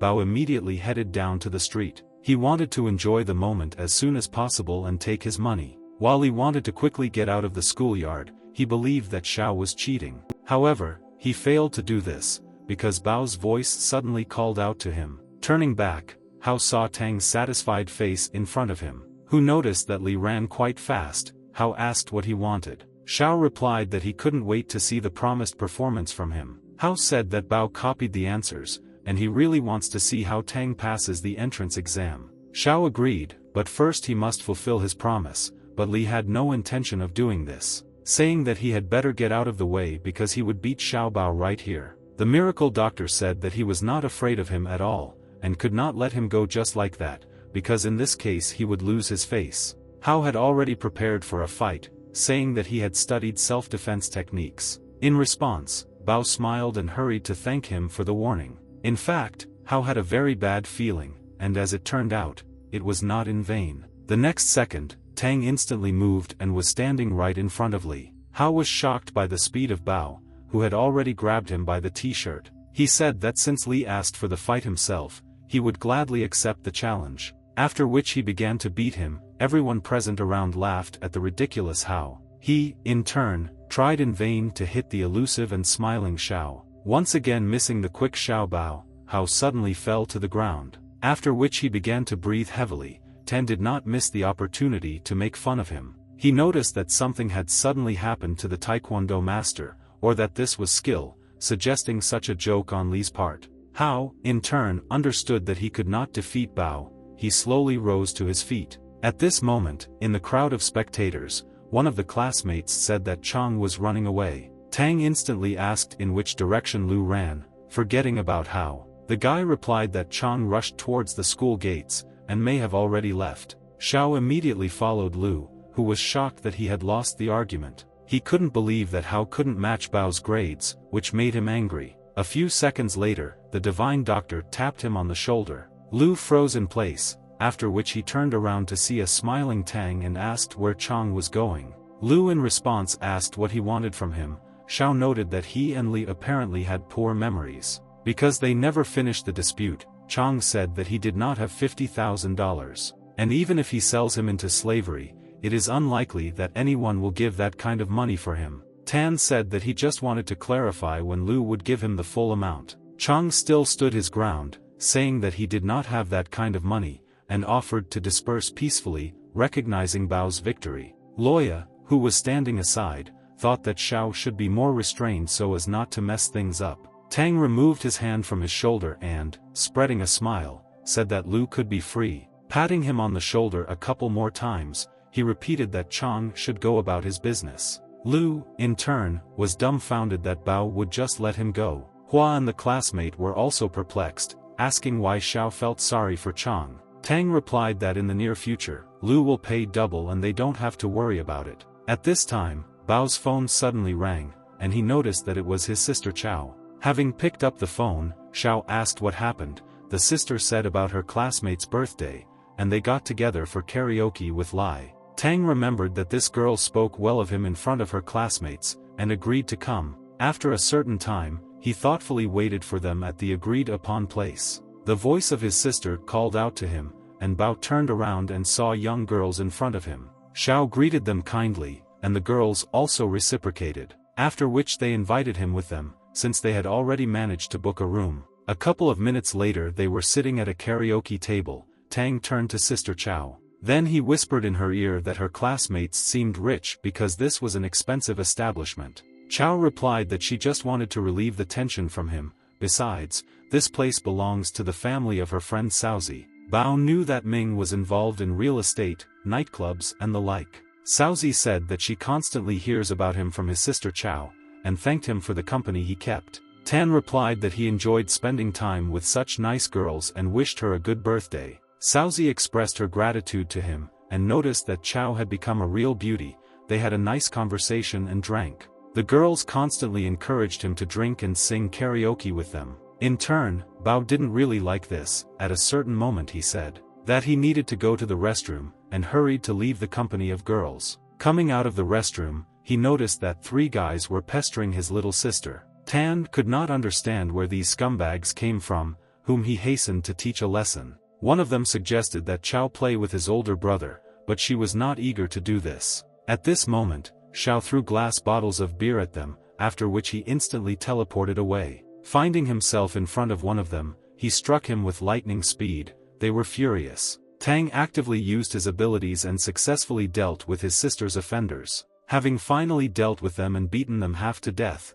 Bao said menacingly, "No one dares to pester his sister," and demanded that they leave this establishment. Little sister Chao threw herself into brother Zhao's arms and began to thank him for his help. The beaten guys cast sidelong glances at Bao and rushed to the exit. Then Tang and his sister joined the girls. Xiao asked if he scared them. The girls, on the contrary, were delighted with him, which they hastened to tell him. Thanks for helping them out in such a difficult situation. Bao smiled back, and confidently leaning his elbows on the back of the sofa, he sat in the pose of a winner. Meanwhile, the victims of Xiao returned with a certain brother Cao, to whom they began to complain about Tan. Bao caught himself thinking that it looked like he wouldn't be allowed to rest today either. As soon as Cao asked who was so brave here, Feng came out of the crowd. She stated that these 3 were themselves to blame, and they only had themselves to blame for their uselessness. After which, smiling, she asked Xiao to let her know if these scoundrels tried to ruin their fun again. Soon Feng said goodbye to Bao and wished him a good time. Tang was surprised. Chao noticed that Xiao should not let her leave so easily, with which the miracle doctor categorically disagreed. Saozi said that it was Sister Mina, whom everyone in the area is afraid of, and asked how Tan knew her. Bao ignored her question and decided to ask himself why everyone was afraid of her. The girl replied that she was the only daughter of Ma, who ruled the underground world, and they were like an emperor and a princess. Xiao asked how Ming is connected to the mafia, because he is involved in real estate. Saozi said that this happened before, but now Min is part of the underworld, where everyone must respect him. Another friend noticed that she didn't know that Sister Ma was his girlfriend. Bao replied that she wasn't really his girlfriend, but they still wouldn't believe him. After some time, having gotten pretty drunk and having had a great rest, they went home. Having arrived home, Xiao began to go to bed, which he managed to do for a certain time. Then, he was awakened by an unexpected phone call from Professor Imin. Sleepy Xiao picked up the phone, where Zhong hurriedly asked him to come to the hospital to help the patient. Bao asked what the symptoms were. Imin replied that the guy fell into a coma. His name is Lu Chang and he is the son of Lu Mingho from the Health Bureau. They conducted an examination, but it didn't reveal anything, and the guy still wouldn't wake up. Tan, smiling, asked Mingho to come for him. He understood perfectly well that the imperceptible blow to the shoulder had done its job. While going down the stairs, Xiao's phone rang again. The number was unknown. He picked up the phone and was greeted by Mingho. Professor Zhong asked him to pick him up. Bao said that he was already coming down. Lu Mingho added that he would be waiting for him outside the dormitory. Tang slowly went outside, where Chang's father was waiting for him, from whom Xiao asked if he had been sent to pick up Bao. The man responded positively and asked to go into the car. Tan drew attention to the expensive car. A few minutes later they arrived at the hospital, where Professor Imin was waiting for them. He asked Xiao Bao to hurry up, because the patient was in the front room and it was unclear what was wrong with him. However, Tang slowly went to Chang's room, entering which he found him unconscious. Mingho asked what was wrong with his son and if there was a way to help him. Xiao replied that the situation was extremely difficult, but there is still a way, although Bao does not have a license to practice medicine. In connection with which this was not worth attention, Xiao hinted in every possible way that he did not trust them. Mingho naturally began to convince him otherwise, saying that he would provide him with full support, after which he asked to continue the treatment of his son, but Bao replied that he doubted the veracity of his words. Chang's mother said that she had nothing against him, and did not understand why he said that, because he came to save their son. Tang replied that in fact their son Chang had a grudge against Xiao Bao. Professor Zhong began to hurry Xiao, saying that they must save this guy, since he might die. Bao replied that if he had known that the patient would be Chang, he would not have come, because Lu owed him money. Mingho tensed up and promised to cover all his son's debts, but this did not suit Tang either. Having said that he earned that money a long time ago, and the amount will increase slightly, Lu asked how much money he needed to save his son. Xiao Bao replied that $100,000 would suit him quite well, and urged Mingho to transfer the funds. Chang's father blushed with anger, but promised to get this money for him, asking him to finally begin treatment. Tan called on everyone to leave the ward, as he did not feel comfortable being stood over his soul. A short amount of time passed. Chang's parents were waiting outside the door in the corridor. While Bao did not know how else to harm Lu, he began to think about what could be done with him. After that, having calmed down, he still began to perform acupuncture. Suddenly, Chang opened one eye, from which a tear flowed. He thought that he would kill Xiao after he recovered. Tang, smiling, noticed that Lu had woken up and asked how he was feeling. Chang started yelling like crazy. Bao hurried out of the room and headed down the corridor, where a worried Mingho immediately asked what was wrong with his son. Xiao replied that he was fine, and in response, he asked a question about money. Chang's father handed him a suitcase with $100,000. After which, satisfied with himself, Tang hurried to leave the hospital, in a very good mood. Meanwhile, Mingho literally burst into the ward and slapped Chang in the face, calling him a loser. He, in turn, apologized to his father. Lu asked to tell him about his enmity with Bao, with all the details. Chang said that it all started with Wang Jing. She is Xiao Bao's ex-girlfriend. Finally, after a long time, the angry Mingho left the ward, where Jing immediately went. She asked whether it was Bao's fault that he ended up in a coma. Chang stated that this time he would finish Tang. Wang asked what he was going to do. Lu replied that his cousin was coming soon, and if he found out that Chang was being bullied, he would kill Xiao himself. Jing said that his brother was a murderer, which she was not mistaken about, since Chang confirmed it. Having said that he is a professional killer, but if she spills the beans to someone, she will not be left alive. Van promised that she would never tell anyone about this. She literally shook with fear. Meanwhile, Tang finally arrived at his home, where Qing Shan was waiting for him. He called Bao over and said that he wanted to talk to him. Xiao asked about what. The father noted that their house was already in poor condition, and it was necessary to find repairmen. The main character suggested upgrading their house to a 3-story building. Dad agreed, having said that in this case he would find people himself. At that moment someone knocked on the front door. Tan shouted that he was already coming and asked to wait a little. Opening the doors he saw unknown people in front of him, who in turn asked if he was Tang Xiaobao. Qin Shan approached and asked what they wanted from him. Bao assured his father that he would figure it out himself. Then he went out into the corridor and asked them what happened and how he could help them. The man said that Xiao was accused of intentionally attacking, and he was here to ask him some questions. Tang assumed that Li Hao set him up, because only he could fall so low. After a certain time, Bao was already sitting at the police station and told how everything really happened. The director realized that there was a fight between classmates and advised Xiao not to get involved in such troubles again. At this time, an assistant approached him and said that Mr. Ma from Mingchen Company had come to see Tang. He naturally asked to invite Ming to the office, while he himself tried to understand how Bao was connected with such a big shot. Feng and Ming went inside and asked if everything was okay with Xiao. He replied that everything was fine, and he thanked Mr. Ma. He said that there was no need for thanks, because they were one family. Then he went to Wen and asked how to get Bao out of here as quickly as possible. The director replied that the situation was not serious. However, classmate Li Hao is not going to take back his statement. Ming said that he would deal with it himself. Feng told Tan that after her father talked to Hao and he took the statement, he would definitely be released. At this time, Bao's phone suddenly rang, and the director handed it to Xiao. Tan wondered if he could actually answer the phone. Wen smiled and replied that it was just a conversation on the phone, and there was nothing wrong with it. Bao picked up the phone and heard Loya's voice. She was interested in what happened to him. Xiao replied, everything is fine and he will be out soon. After asking her not to be so nervous, then hanging up the phone, Director Wen asked, wasn't it his girlfriend who called him? Tan said that he likes her, but at the moment they are not together. However, a few minutes later, an excited Hua burst into the office. She began to ask the miracle doctor about what happened and why he was here.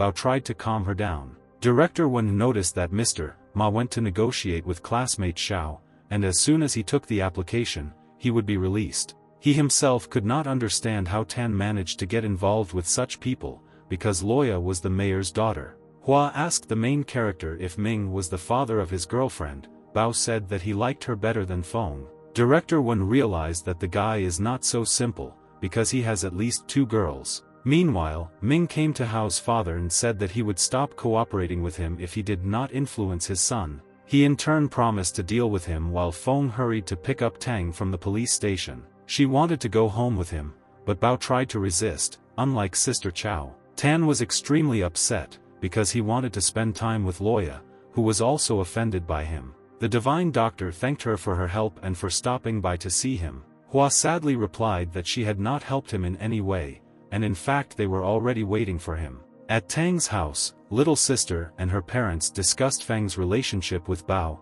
saying that she was a very nice girl, and Xiao is a very talented young man, and he and the beautiful Feng are an ideal couple. Bao didn't like what was happening at his house, and Feng didn't leave his side for a minute. He asked why she was behaving this way, or if Xiao wanted to torment him again, assuming that she had nothing better to do. The girl said that she would never give up, and let the storm between them break out even stronger. Xiao Bao could not understand what attracted her so much to him, and it was impossible to interfere with her attraction.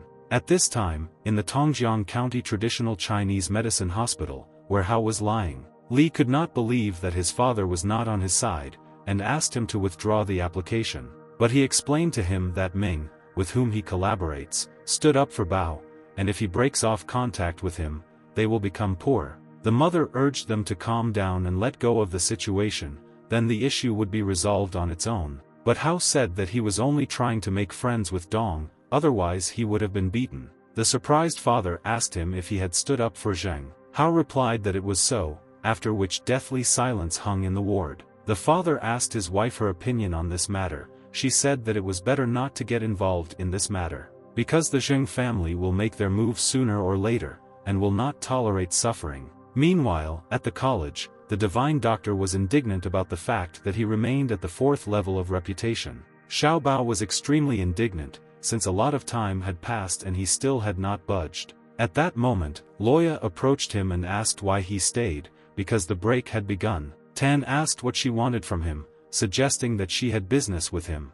Hua replied that she actually wanted to discuss something with him. Bao was completely attentive and asked what exactly she wanted to talk about. Loya said that she would turn 18 this Saturday and she wanted to invite him to her birthday. The smiling Shao replied that if the goddess herself asks him, then naturally he will come. Hua noticed that there would be people at the festival who could create problems for him. Bao realized that we were talking about Chen Shao, and wanted to prepare her a special gift, which he told her. Hua asked him not to give an expensive gift, but to make it more modest. Tan said that she needn't worry about this, and he would choose a special gift for her. Loya said that she would later tell him where and what time they would start celebrating her birthday, after which they headed out into the street together. Going down the stairs, Hua and Bao silently looked at each other. They had no idea what a surprise awaited them in the schoolyard, where they were met by another pretty girl. She asked Shao, "Isn't he the same Tang Xiaobao?" The miracle doctor sheepishly answered positively and asked who she was. She introduced herself as Director Deng's granddaughter, whose name was Dengya, and wanted to invite Tang to dinner. Bao noticed that she was a former school beauty whom he had heard about not long ago. What Loya really didn't like was that she literally incinerated him and the girl with her cold gaze. Tang noticed Hua's rather jealous look, thinking that she was too sensitive. Loya knew that a pretty girl like Dengya would definitely impress Bao. In fact, he was already delighted to meet her, noting her beautiful figure. I asked him to hurry up, since her grandfather was already waiting for them at home. Seeing him on the threshold of his house, the director greeted the main character, after which he invited him to go into the house. Ten asked why Dan wanted to see him. I said that they could start eating without her for now, and in the meantime she would prepare the soup. Then she headed to the kitchen. The director asked if Bao liked his granddaughter. Shao replied that she was very cute, noting that they seemed to get along well with her. Plus I am a world-renowned designer and her designs have won awards. Dan said that he had heard Professor Zhong make complimentary comments about the miracle doctor, calling him a master of acupuncture. He asked to see his rheumatism. Tan gladly agreed to examine the director. After a certain time, Bao was already injecting him with needles, and I watched the process happening on the sidelines. Having admired the young talent, she asked if he was a doctor. Shao replied that he knows a little about this, which is why he is interested in medicine. Suddenly Dengya asked him to check her condition. Tang was taken aback. Then he asked if she really wanted to carry out a diagnosis. Because she looks quite healthy, I thought that she was immortal. The girl asked if he had noticed any abnormalities, and the director was equally alarmed. Bao replied that she was generally healthy, but that she might have cardiac cardiomyopathy. Soon Shao hurried to leave their house. Ye came out to see him off and asked why he didn't tell her why she was sick. Tang asked her if she was a weaving maiden who had lost her divine qi. I was dumbfounded and asked how he could know this. Bao replied that he was a miraculous doctor, and that he had recently met the heavenly marshal. The girl became alarmed and began asking him about the marshal, where he was and whether he could come back. Shao replied that he comes and goes without a trace, so he doesn't know where the marshal is now. She asked to return her to heaven. Tan said that at the moment there is no such possibility, but if she teaches him the techniques, then in the future he will help her. I replied that now she is an ordinary mortal, and does not know any technicians, he can only turn to her for tailoring. After saying goodbye to Ya, Bao went to a store called Tibetan Treasure House, where I wanted to find a good gift for Loya, and since there will be rivals at the birthday party, the gift had to be perfect. However, the prices in the store were extremely high. Tan began to look for something cheaper. After some time, he finally found an inexpensive ring and hurried to buy it. Luckily it only cost 10,000, so he was happy with the purchase. Suddenly the system informed him that he had found a lost protective item. Bao was glad that in addition to a good gift, he also acquired a protective item. This ring would definitely be a great gift for Loya on her birthday. Hua, in turn, could not wait for Shao while her family communicated with each other. The uncle suggested that she start the party, but Loya said that she needed to call a friend. Moving away from everyone, she found herself in the corridor and started calling Tan, which was already at her house. She heard his ridiculous ringtone on the phone. Everyone present turned their attention sharply to him. Bao hastened to apologize for being late to Hua. Having said that she helped Professor Zhong with the operation, Loyi replied that there was nothing wrong with that. Then she called him to everyone at the table. The divine doctor walked into the room and kindly greeted the guests. Hua in turn introduced him as her classmate, saying his name. The same Chen Sinan, from the city of Jiangnan, hurried to meet him. Tan caught himself thinking that he had an extremely hypocritical and not kind expression on his face. Following him, Luoyi's cousin, whose name was Luo Jia, and cousin Luo Tong introduced themselves. After which, Chen called out to Hua and gave her a beautiful necklace. Jia noticed that this jewelry was recently sold at auction for $150 million, and it is called the Ocean Star. Chen asked what Tan had decided to give her. He was embarrassed to take out his pendant after such an expensive gift. However, he still dared to give her a jade ring, saying that it was a protective talisman that would protect her from failure. Everyone around froze. From the awkwardness of the moment they could not utter a word. But Loya liked the Bao talisman, and she hurried to put it on her neck.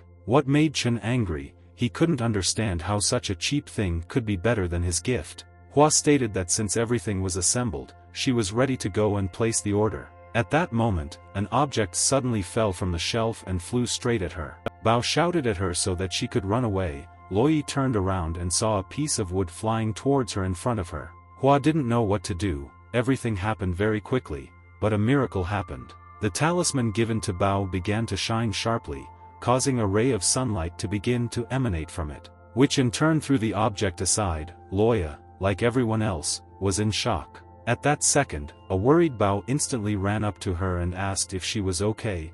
Hua replied that everything was fine. Cousin Jia noticed that the jade pendant was a treasure, and if it weren't for it, Luoyi might have been hurt. Hua thanked Xiao for such a gift, but asked him to take it back because it was too expensive. Bao refused to take the pendant, saying that when it was safe, he felt better, and his uncle also expressed gratitude to him. Chen, in turn, shook Tan's hand and said that he would not have survived if something had happened to his fiancée Luoyi. Hua stated that she was not his fiancée. At that moment her father looked at her menacingly, but she never thought of remaining silent, especially on her own birthday. Meanwhile, Bao squeezed Chen's hand harder and said that there is no need to thank him, because he will always protect Luoyi. Xiao thought that this was a marriage of convenience, and if he could, he would do everything possible to get Hua to marry him. For a few more seconds, they grinned ominously at each other and shook hands. However, at this time, Tan's phone rang and he asked everyone present for forgiveness. Having said that he could not help but answer the phone call, where he was informed about Wei's heart attack. Bao naturally agreed to come to the hospital, and apologized to Luoyi, saying that he urgently needed to leave and would not be able to celebrate her birthday. An upset Hua asked what was the matter. The divine doctor proudly stated that people's lives are at stake and he cannot let them down, after which he hurried to go outside, where one was waiting for him. He noticed that Tang was that same miracle doctor, whom Wei hired, and now it became clear to him why Xiao behaved so confidently at the police station, because he had such support. Bao replied that he never asked him for help. One noted that Wei Donglai was an old man from his family. He works in the Municipal Public Security Bureau, his boss's boss. At this point, Tan interrupted him, asking him to quickly take him to the hospital to see the patient. Wen naturally agreed and they hurried into the car and then headed to the hospital. After a short period of time, they quickly and successfully reached the hospital,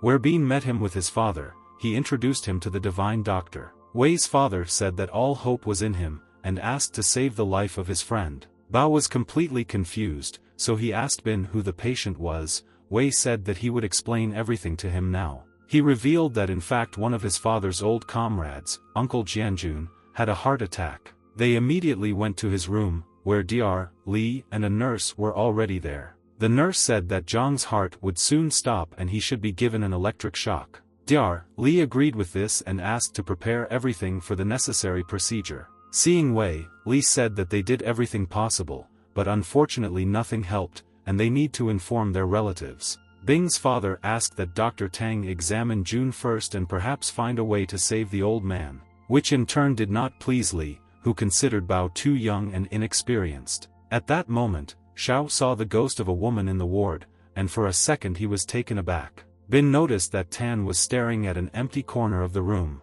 In connection with this, I asked him in surprise what was happening to him. Bao ignored his question and said that the patient had a tumor in the heart area and needed to be operated on urgently.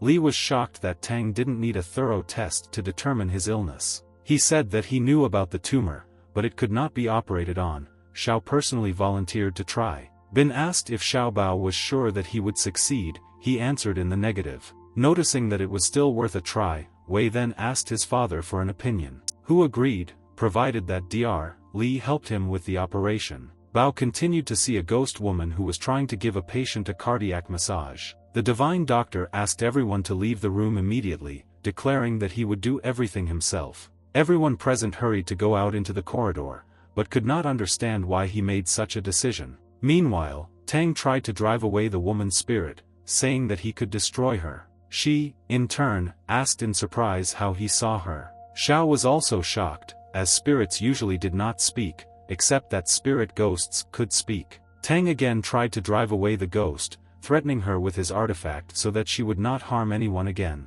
The girl introduced herself as Zhu Yulan's concubine, saying that he had misunderstood everything, because she had not harmed anyone. Bao asked why she was here then, and what connects her with the patient. She told a story about how she was a medical practitioner under Sun and Hua, but in the underworld she offended someone. And now she has come to the mortal world to practice, accumulate merit, and heal people. Bao clarified whether she was talking about Sun Gong and Hua Gong. The girl confirmed his guesses. Xiao could not understand how medical practitioners could become immortal by treating people. The ghost girl noticed that this was a difficult path, but she wanted to help people. Then he asked her to help the patient. She said that Bao needs to be kept alive, and then he will be saved. Tang stuck his miracle needles. Saying that it was her turn now, the ghost girl noted that after saving this man, she had a request to Xiao Bao. The main character was perplexed. It seemed to him that he began to understand what it meant to be in a trance. After the operation, Bao praised her and said that she was truly worthy of being Hua's disciple. In return, the ghost woman asked Tan to shelter her. He was surprised. Bao said that people and spirits go on different roads, and even if he wants to take her with him, she will scare all the people. The girl replied that she has been improving for 1,000 years, and senses artifacts, noting that she could hide in the ring. Xiao asked her if she really wanted to recognize him as her master and what her goal was. The spirit replied that she could help the master heal the sick and improve the speed of improvement. Tan saw good in her, and still agreed to help her, hiding her in his storage ring. The ghost girl was delighted and asked him if he was deceiving her. Bao proudly declared that he never lies. After which she hurried to dive inside the ring, like some kind of energy. Tan asked what her name was. The girl replied that he could call her Lon Lon. At that moment, Bin's father came into the room and asked how his friend was feeling. The others followed him in. Bao said with a smile on his face that the patient was fine. Dr. Li could not believe that he managed to save the old man and asked for a re-examination.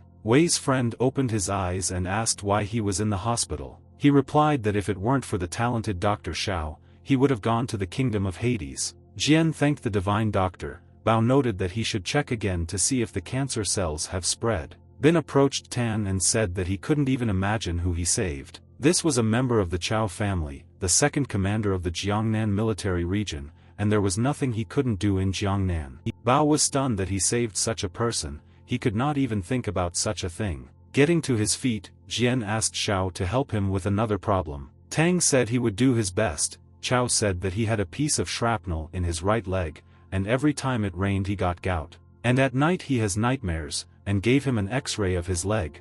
Bao asked Lan for his opinion. She noted that the shrapnel and muscles are merging. This is severe rheumatism. Xiao told Chao that he could not help him now, but he can teach a technique to make the pain subside. Jian thought this was strange, because he had surgery on the heart, but here he had a leg. What he asked him about, Tan said that he would definitely help him later. Coming out of the room, Bin's father accosted him and asked him to conduct an examination tomorrow. Bao kindly agreed, after which Wei hugged him in a friendly manner and invited him to go to his home, where they can have a drink and relax. The miracle doctor agreed again. After a certain time, they arrived at Bin's home, where his wife and child were waiting for them, which Xiao saved not long ago. She hurried to express her gratitude to him. Tan modestly replied that he didn't deserve any thanks, because he was doing his job. After they had drunk a lot and had a heart-to-heart talk, Xiao Bao went home, where he instantly fell tired onto the bed and wanted to fall asleep quickly. Suddenly he felt a wild cold. Turning around he found Lan. She slept on the bed with him. Bao asked why she was on his bed. Because ghosts do not need sleep. Lan said that she had spent too long in the mortal world and was used to sleeping at night. Tan noticed that it was not a good idea to sleep in the same room, especially on the same bed. The girl said that this is quite logical, since she belongs to her master, and will be next to him. With which Bao categorically disagreed. He said that in the future he would make her a separate bed. Lan asked where she should sleep today. Xiao replied that this night would be the only exception. After which they went to bed, but the divine doctor could not sleep. Because Lan was too cold, he asked why that was. The ghost girl replied that all ghosts are cold, but when she reaches the realm of the spirit king, she will be no different from a person.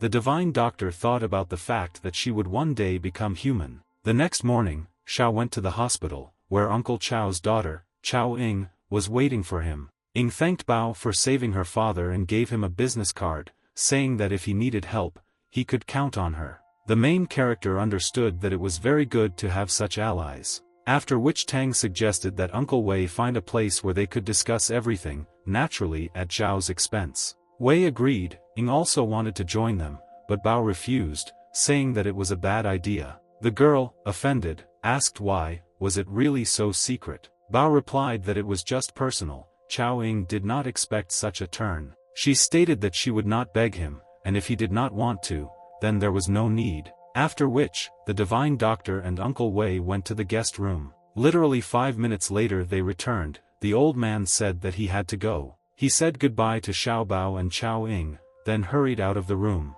Bao said that now he should return, since he cured Uncle Wei. Ying asked where exactly he needed to go, because she could give him a ride. Tan replied that he needed to go home urgently. A few moments later, they were sitting in her expensive car. Suddenly, Chao Ying turned her attention to the SUV that was rapidly catching up with them. Driven by an unknown man in a hat, the girl became nervous. She told Tan that they were being chased by a certain jeep, and therefore decided to speed up. Bao couldn't understand why anyone would want to chase them. Ying said nervously that she couldn't tear herself away from the SUV. Xiao began to call Lan for help, but she did not answer. Tan thought that she had fallen asleep. Suddenly, the jeep crashed into the side of the car and they were spun around. Bao still managed to cover Chao Ying with himself, as a result of which they were not harmed. But the girl was pretty scared, and after the accident she didn't think very well. An unknown man in a hat came out of the car with a knife in his hand. He thought that they were dead. Having discovered that they were still alive, he was shocked and hurried to finish what he started. Ying asked who sent him and how much he was paid for it, saying that she could pay 3 times as much. But the killer was not going to fall for her manipulations, saying that this was not discussed. He came closer. Suddenly, Tan picked her up and used his teleportation ability. Thus, finding themselves a few meters away from the killer, who could not understand where they had gone. He looked around, but did not find Xiao and Ying. Bao left her in a safe place, and went to deal with the killer. Chao Ying, in turn, was delighted with the divine doctor. Tan came up behind the unknown man and called out to him, saying that he was looking in the wrong direction. The killer turned around sharply and threatened him with a knife, but there was fear in his eyes. With a lightning move, Xiao Bao appeared in front of him and struck him in the legs. Thus knocking him down, the killer fell on the asphalt and his hat flew to the side. Bao began to beat the killer, saying that he had come after them in vain and would pay for it. Suddenly, the unknown man got out of his way and stood up, pushing Tan away from him. After which he hurried to hit him, but he realized that the police would soon show up here. This meant he had to retreat, which he subsequently did and began to run away. But Tan, using instant teleportation, easily caught up with him. Making fun of the killer, he said that it was too late to run away anywhere. The killer was shocked by Xiaobao's inhuman speed. The main character put him on the ground again and pressed him down with his foot so that he would definitely not run away anywhere. Meanwhile, a police patrol led by Bin arrived and asked if Xiao was injured.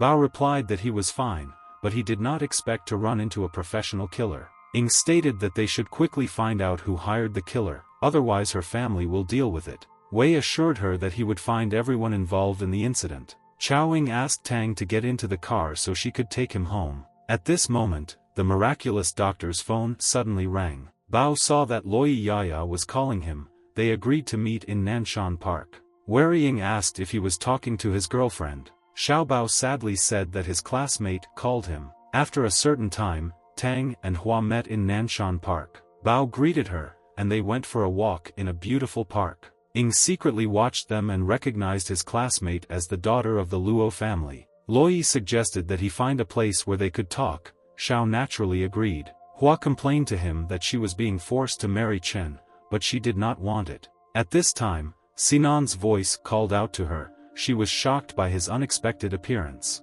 Yaya asked how he ended up here. Chen replied that they were spiritually connected with her. Bao, in turn, could not stand it, and in a rude manner demanded that he leave Luoyi alone. Sinan said that he has no idea what family Chen is from, and what weight they have in Jianghan. Tang asked what kind of family this was. Hua replied that this was one of the 4 noble families in the city. The miracle doctor noticed that there were 3 more families besides Chen. Sinan said that Bao might regret this in the future, but he turned out to be a pretty brave guy. Xiaobao confidently told Chen that no family could scare him. Luoyi thanked him for helping her get rid of this Sinan, but it was time for her to leave. Bao was outraged, saying that she couldn't just use it and leave, suggesting that she do acupuncture in the evening. Satisfied with herself, Hua continued to distance herself from the divine doctor. Upset, Tan headed home, where he lay thoughtfully on his bed. Suddenly he received a message from Loya, where she invited him to come to the Hanshan Hotel, room 318, at 7 in the evening. Xiao was delighted and was looking forward to the evening, thinking that he would give her acupuncture. Having waited for the right time, Bao hurried to leave the confines of his home, after which he went to the Hanshan Hotel, but in the indicated room he found a girl wrapped in a towel. She threw herself into his arms and asked him for help, saying that they were chasing her. The main character was at a loss. He could not understand what was happening and who she was. At the same second, police officers appeared. Tan hurried to leave this location. With the help of instant teleportation, Xiao found himself on the street. He looked around anxiously. Still not understanding who wanted to set him up in this way, he turned the corner of the house and hurried to hide. The next day, at a bus stop, he noticed his classmate, who wondered if he had told about what happened yesterday. Xiao said, she shouldn't know. Suddenly a pandemonium formed next to them. Bao could not understand what had happened. He found the girl from the hotel who attacked him yesterday. She pointed at Tan and said that he was chasing her last night. The police immediately asked if he had been at the Hanshan Hotel yesterday, in room 318. Xiao confirmed, noting that he returned to school later. The police said he would have to go with them. Bao's classmate said that this was a mistake, because Tang could not harass her, because this girl is not as beautiful as the ones he had. Xiao Bao wanted to know who framed him and headed to the police station under escort, where Director Wen couldn't believe what happened when he heard what Xiao was accused of. He was shocked and asked again, but the policeman only confirmed what had been said, adding that this girl was not as beautiful as Ma's daughter and the Lo family's daughter. Wen immediately called Wei, saying that Tang was in trouble, and he was arrested. The investigator asked Bao if he had evidence of his innocence. He replied that only a message from Loya. However, his mobile phone was stolen the day before and was found in a trash can. Xiao said that everything fits then. The one who stole her phone wrote him a message and then threw it away. At that moment the senior investigator entered the office. He said the case was being processed too slowly and they had to pay attention to the evidence, adding that they made a fuss about this matter, which is why Chief Wei called him. He said that Tan saved his life recently, and could not have committed this crime. However, the investigator mentioned that the victim pointed to Xiao. Bao asked Lan to help him in this difficult matter. She replied that she would scare the girl to death, and she would tell the truth. After which, she immediately went to the so-called victim. Lan began to threaten her. The girl was really scared. She forced her to tell the truth, otherwise she would die. Lan began to squeeze her throat. The girl stated that she would tell the whole truth. Meanwhile, the senior investigator suggested that the victim would confess everything. Literally a few minutes later, police officers came into the office and said that the victim had confessed to setting up Tan. The investigator could not even think that everything would become clear so quickly, and he wanted to find out the details. Lan told Bao that the job was done. Xiao asked if the victim pointed to the one who asked her to frame Tan. The policeman replied that she was ordered to do this and the money was transferred to her account, so she had no idea who it was. As a result, Xiao was acquitted, and everyone joyfully greeted him when he returned to school. Bao said that this was apparently a blessing in disguise. At that moment, Loi approached him. A classmate noticed that this blessing was coming quickly. Tang, in turn, smiled, and Hua smiled at him mysteriously in response. She sent him a message from a new number, asking him to come to the forest behind the school. Bao raised his head and saw Loya sitting at her desk. She asked him not to forget to come behind the school. Xiao Bao knew that everyone called that forest the Sea of Love, and was looking forward to the meeting. Having met, Hua said that she knew how he was framed because of her message. Ten urged her to calm down,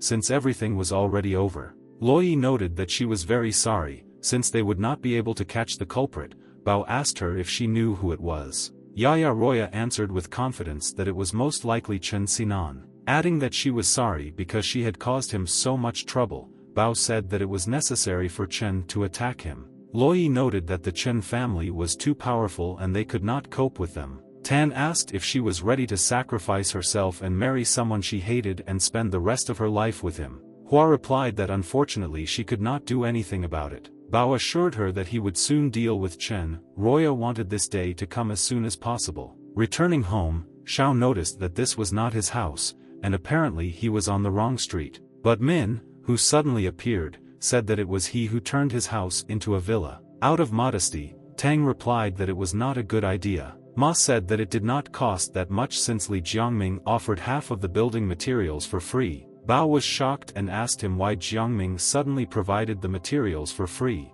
Min said that he owed him. Considering this, he couldn't be too strict with him. At this moment, an alarmed grandmother ran out and said that Xiao Chao had broken her leg, asking Tang to examine her. The divine doctor was at a loss, not understanding how everything constantly unexpectedly falls on him. After which, they immediately went to the hospital to take his little sister there. She had a head injury, but it was not as bad as Professor Zhong said. The problem can only be solved by applying a few stitches, but the situation with the leg was more complicated. Bao called Lan for help, who said that it was necessary to first find the blue dragon grass. The main character had no idea where he could find this herb. He told Aimin that he could cure Xiaocao's leg, but first he needed to find the dragon grass. The assistant asked Zhong if Bao could be trusted. Aimin assured him that he was a miracle doctor. Having gone high into the mountains, they still found the necessary grass with Lan. She said that its leaves looked like saws,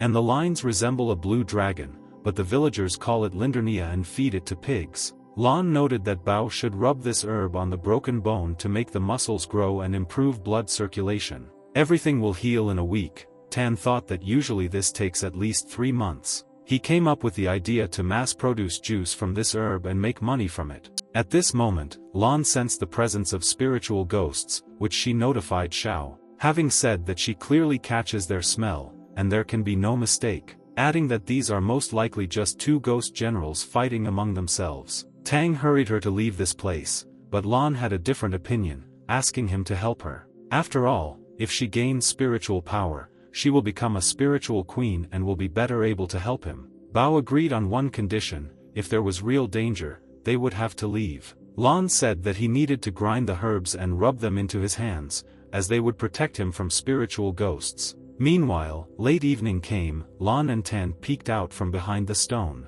Watching the confrontation between the 2 spiritual ghosts, Lan noticed the Bao talisman will be able to protect him from only 1 blow from the spiritual general. At this time, Xiao Bao deliberately attracted the attention of the ghosts by speaking loudly to Lan. Naturally, the spiritual generals saw him, not understanding who he was and what he was doing here. The divine doctor began to approach them, saying that he had finally found them. One of the spiritual generals offered the other a tomb in exchange for a girl. He, in turn, refused, saying that the girl was much more important than the tomb, after which they rushed towards Lan, in order to get her. However, Bao prevented this by taking out his magical talisman. Noticing that the ghost would now end, Xiao ran to meet him. As a result, he dealt him a crushing blow, from which the spirit was demoralized. Lying on the ground, he groaned painfully. At that moment Lan approached him. The second spirit ghost realized that he would not be able to cope with them. He subsequently tried to escape,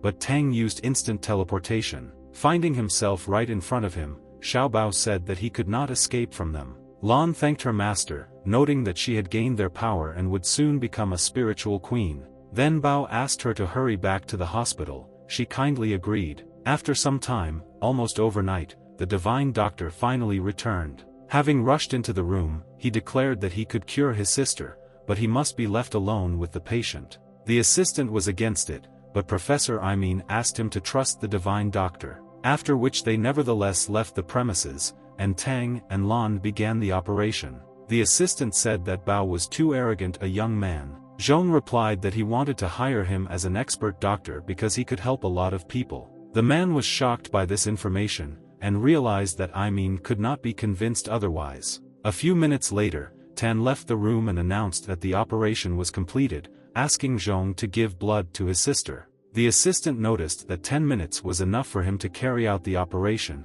Xiao replied that he understood this. Imin invited Tan to work as a doctor in their hospital. Bao replied that he did not even have a medical license. Zhong said that this is not a problem, and he will provide him with a license, and a salary of 10,000 yen awaits him.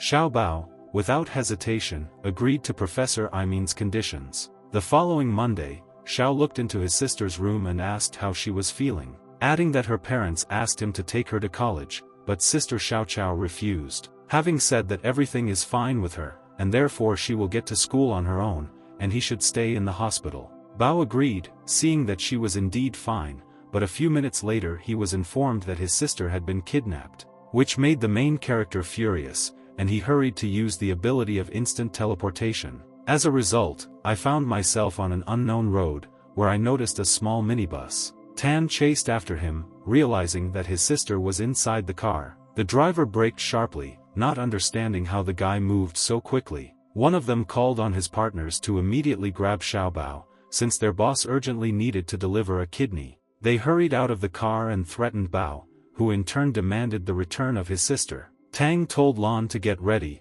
then more people got out of the minibus. The attackers headed towards Xiao to deal with him. Lan was armed with a bat standing behind them, and was waiting for the master's command. Everything happened too quickly. The bandits didn't even have time to do anything before Bao had already rescued his little sister. As always, the police arrived in a timely manner, thanking him for his cooperation, and soon a reward would await him. Journalists and reporters would also have to be present. Tan realized that he could appear on TV and become popular. After which, people began to discuss how Bao detained the traffickers. The police chief told Xiao that 1 million had been transferred to his account as a reward. Then he needed to go on stage and tell this fascinating story to the cameras. Tan successfully performed in front of a crowd of people on stage, where he managed to thank everyone he could. Loi, in turn, stood among the journalists and was proud of the divine doctor. While Xiao Bao was thinking about how he could spend this amount of money more rationally, he also naively believed that his reputation would rise to the 5th level, but the system showed him the same 4th level. A few days later, Loi didn't come to their graduation dinner. Bao thought that she was forced to marry Chen. He started calling her on the phone, but she didn't pick up and Tan got nervous. Meanwhile, the best result of the entrance examination was announced. Tang set a record of 742 points. Thus, he went down in history as the best passer in the country's entrance exams. As a result, he appeared on the covers of magazines and newspapers, with loud headlines. Bao then went home, where he continued to celebrate with his family, who admired him. His father noticed that Xiao Bao had done a lot for this village. The system immediately sent him a notification that he had increased his reputation to the 5th level and received special skills, such as telekinesis and hypnosis, which were most effective for people with mental illnesses, which I was very happy about. He also received a drop of holy water from the heavenly river, which was the main ingredient for creating immortality pills. Tan realized that he had found a way to help the weaver and the marshal return home. However, despite the fact that Bao studied all types of surgery and the treatment of complex diseases, he had a long way to go. A classmate whom he met on the street asked where Xiao was going to enroll. The miracle doctor said that this is exactly what he was thinking about, and asked if he had heard where Loya was admitted. He sadly replied that Hua should have texted him. Bao thought that she had deliberately cut off contact with him so that he would not be in danger, but he was still going to find and save her. At this moment, unknown people approached him and asked if he knew Tang Xiaobao. The main character responded in surprise that he was the one they were looking for, asking what they wanted. These turned out to be representatives of various universities who wanted to entice him to study with them. But the miracle doctor replied that he had decided to enter the Yen Medical Institute. After all, he remembered how Hua told him that she wanted to go to this university. Bao, as always, came to the hospital for work,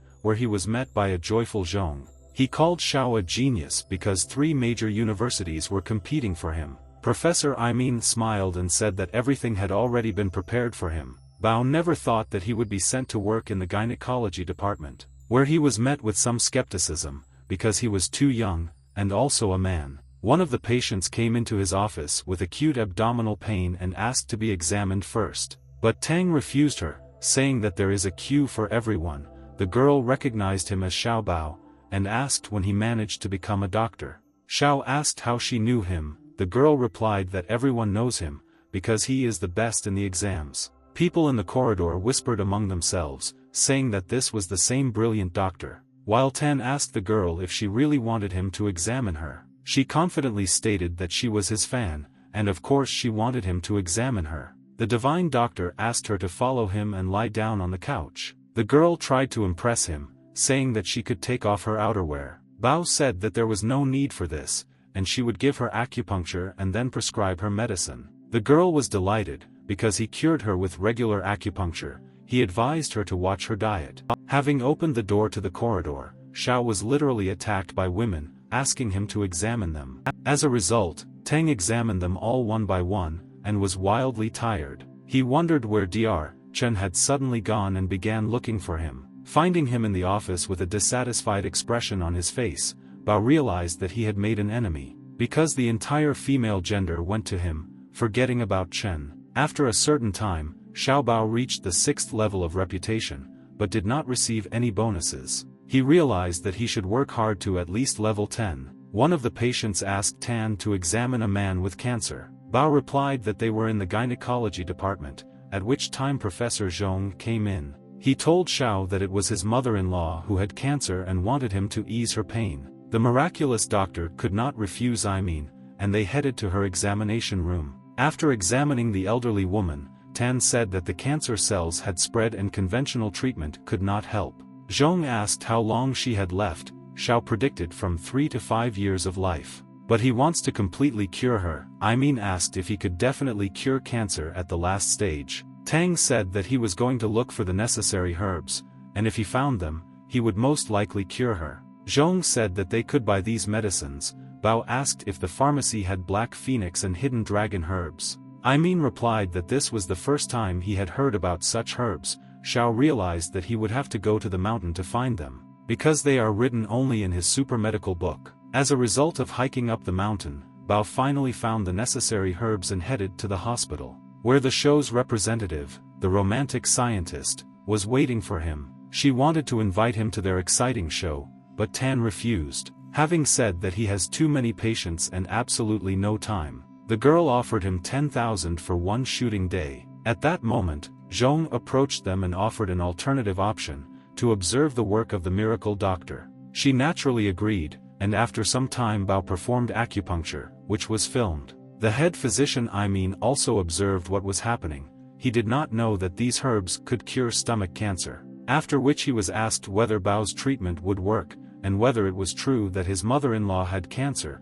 Zhong replied that he did not joke with such things. Xiao, in turn, understood that the news would spread throughout the country, and he would earn reputation points. They talked about him on TV, saying that he was the best passer in the exam, and was hired by the county hospital as a doctor. People watching everything that was happening wanted to turn to him for help, because they also had relatives with cancer. At the end of the working day, Tan was opening his office when suddenly an unknown guy met him and asked him why he was stealing other people's patients. Bao replied that he was hired to treat people, but who he is a question. The guy introduced himself as Zhuang Huanshan from dermatology, and he was here to teach him the rules of this industry. Xiao said that if he does not like what he is doing, he can complain to the head physician Zhong. Zhuang stated that he knew about his friendly relationship with Professor Imin, but he would not get away with it. The next day at the hospital, Bao was sitting in his office when suddenly he was asked to examine a dermatology patient, who suddenly went into shock after the injection.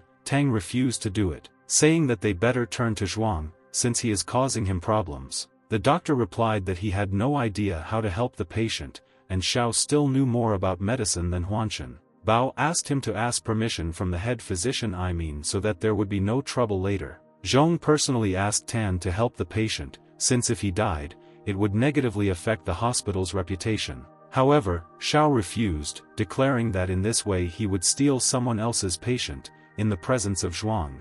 Asked Huanshan to tell him about his grievances, if any. Because he invited Bao to the hospital to save people, Zhong once again turned to Tang for help. Having said that they would leave Zhuang's apology for later, the miracle doctor, smiling, asked Huanshan's opinion. He, in turn, did not say a word, looking angrily into Zhao's eyes. Meanwhile, the patient's wife started a scandal in the corridor. The security tried to calm the woman down. Zhong asked her not to panic ahead of time, because they were already trying to save her husband. At this time, a nurse ran up and said that the patient's indicators had worsened and his kidney was failing. Zhuan replied, "Now Dr. Tang will examine him." After examining the patient, Bao said that instead of 1 injection he was given 2.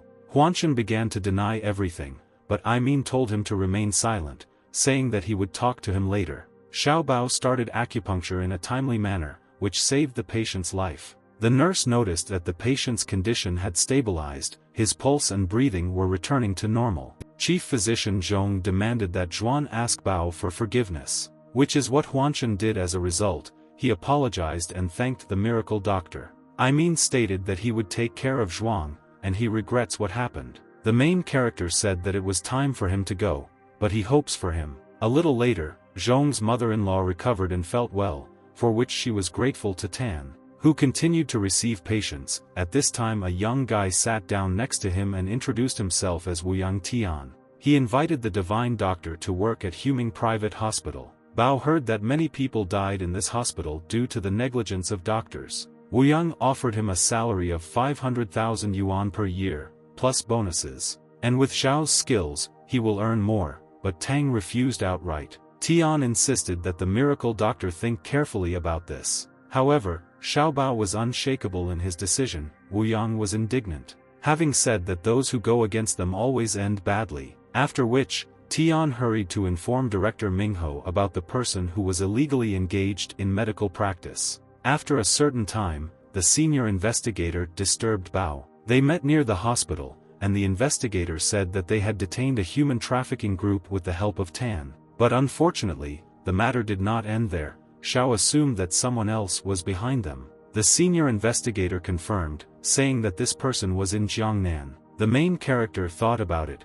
He couldn't figure out who was behind it. After speaking with the investigator, Xiao returned to his duties, inviting the next patient, Renjia. But he was interrupted by a delegation of people unknown to him, saying that they had been informed about illegal medical activities. The divine doctor asked them who they were and what they were doing here. The elderly man said that not long ago, Bao cured his son for 100,000 yuan. Tang realized that Lu Chang's father was the head of the health department. Xiao asked the nurse to tell the patients that he would see them after lunch. Unfortunately, the miraculous doctor was never able to come to an agreement with Chang's father. The head doctor also refused to help him, saying that Huming Hospital had sued him. As a result, he will no longer be able to work at their hospital. Distressed, Bao returned home. The system congratulated him on the 8th level of reputation. Lan, in turn, greeted Tan, but saw him in a depressed state. Xiao asked her if she managed to rise to the level of a spirit queen. Lan replied that now she can stay under the sun and always be near him. The main character thought that, in fact, not everything is so bad. Meanwhile, Chang arrived at his house. Bao asked what he was doing here. The whole family came out to the door. Lu said that he had come to discuss certain issues. Having said that Tan personally felt the impact of his hospital, he asked what decision he made. Xiao Bao said that if he didn't leave his territory now, he would be in trouble. Chang said that Bao apparently doesn't know when to stop in time. Tan slammed the door in front of him and went to his parents' room. His father noticed that this guy was embittered. However, the miracle doctor assured his family that there was no need to worry about this. At this moment, Tang heard the car honking again, and thought that it was Chang again. But when he opened the doors, he saw in front of him an elderly man with a young guy. They asked if he was the same Bao. After which they asked him for help. Xiao replied that he did not have a license to practice medicine. The old man said that he would sign a contract, according to which he takes full responsibility. Tan saw that he had the last stage of cancer and decided to help, saying that he does not need a contract, and he will simply bring them medicine. Lan volunteered to help him improve the pill, which would make the old man feel much better. Bao asked if she could do it. Lan replied that from the moment she became the queen of spirits, she could do it. After which she gave him the capsule, saying that it would begin to act within half an hour, but often Lan would not be able to resort to this method. Since this takes a lot of effort, Tan suggested that she open her own pharmaceutical factory and use modern technologies. Lan replied that he could do this, but the effect of the drugs would be weaker, and the patient would have to use them for a long time. Bao noted that it would be better to discuss this next time, because now it was necessary to cure the old man. Xiao brought the capsule to the elderly man, and he soon consumed it. After a short time, Tan asked how he was feeling. The old man replied that he felt much better after taking that pill. The man rushed to pay him 2 million yuan and thanked him for his help. Then, the miracle doctor went to his room to rest. At this time, he heard the voice of his sister, who asked him to come up. Bao went out into the corridor to her. He asked what happened and why she was screaming. Little sister Xiao Chao said that he must see it urgently, showing him news on the internet, where it was written that the divine doctor treated people without a license. Tang understood that this was the work of Huming Hospital. The sister panicked. She said that she needed to call Loya, and picked up the phone. But the main character said that this does not need to be done. Xiao Chao asked what they should do now.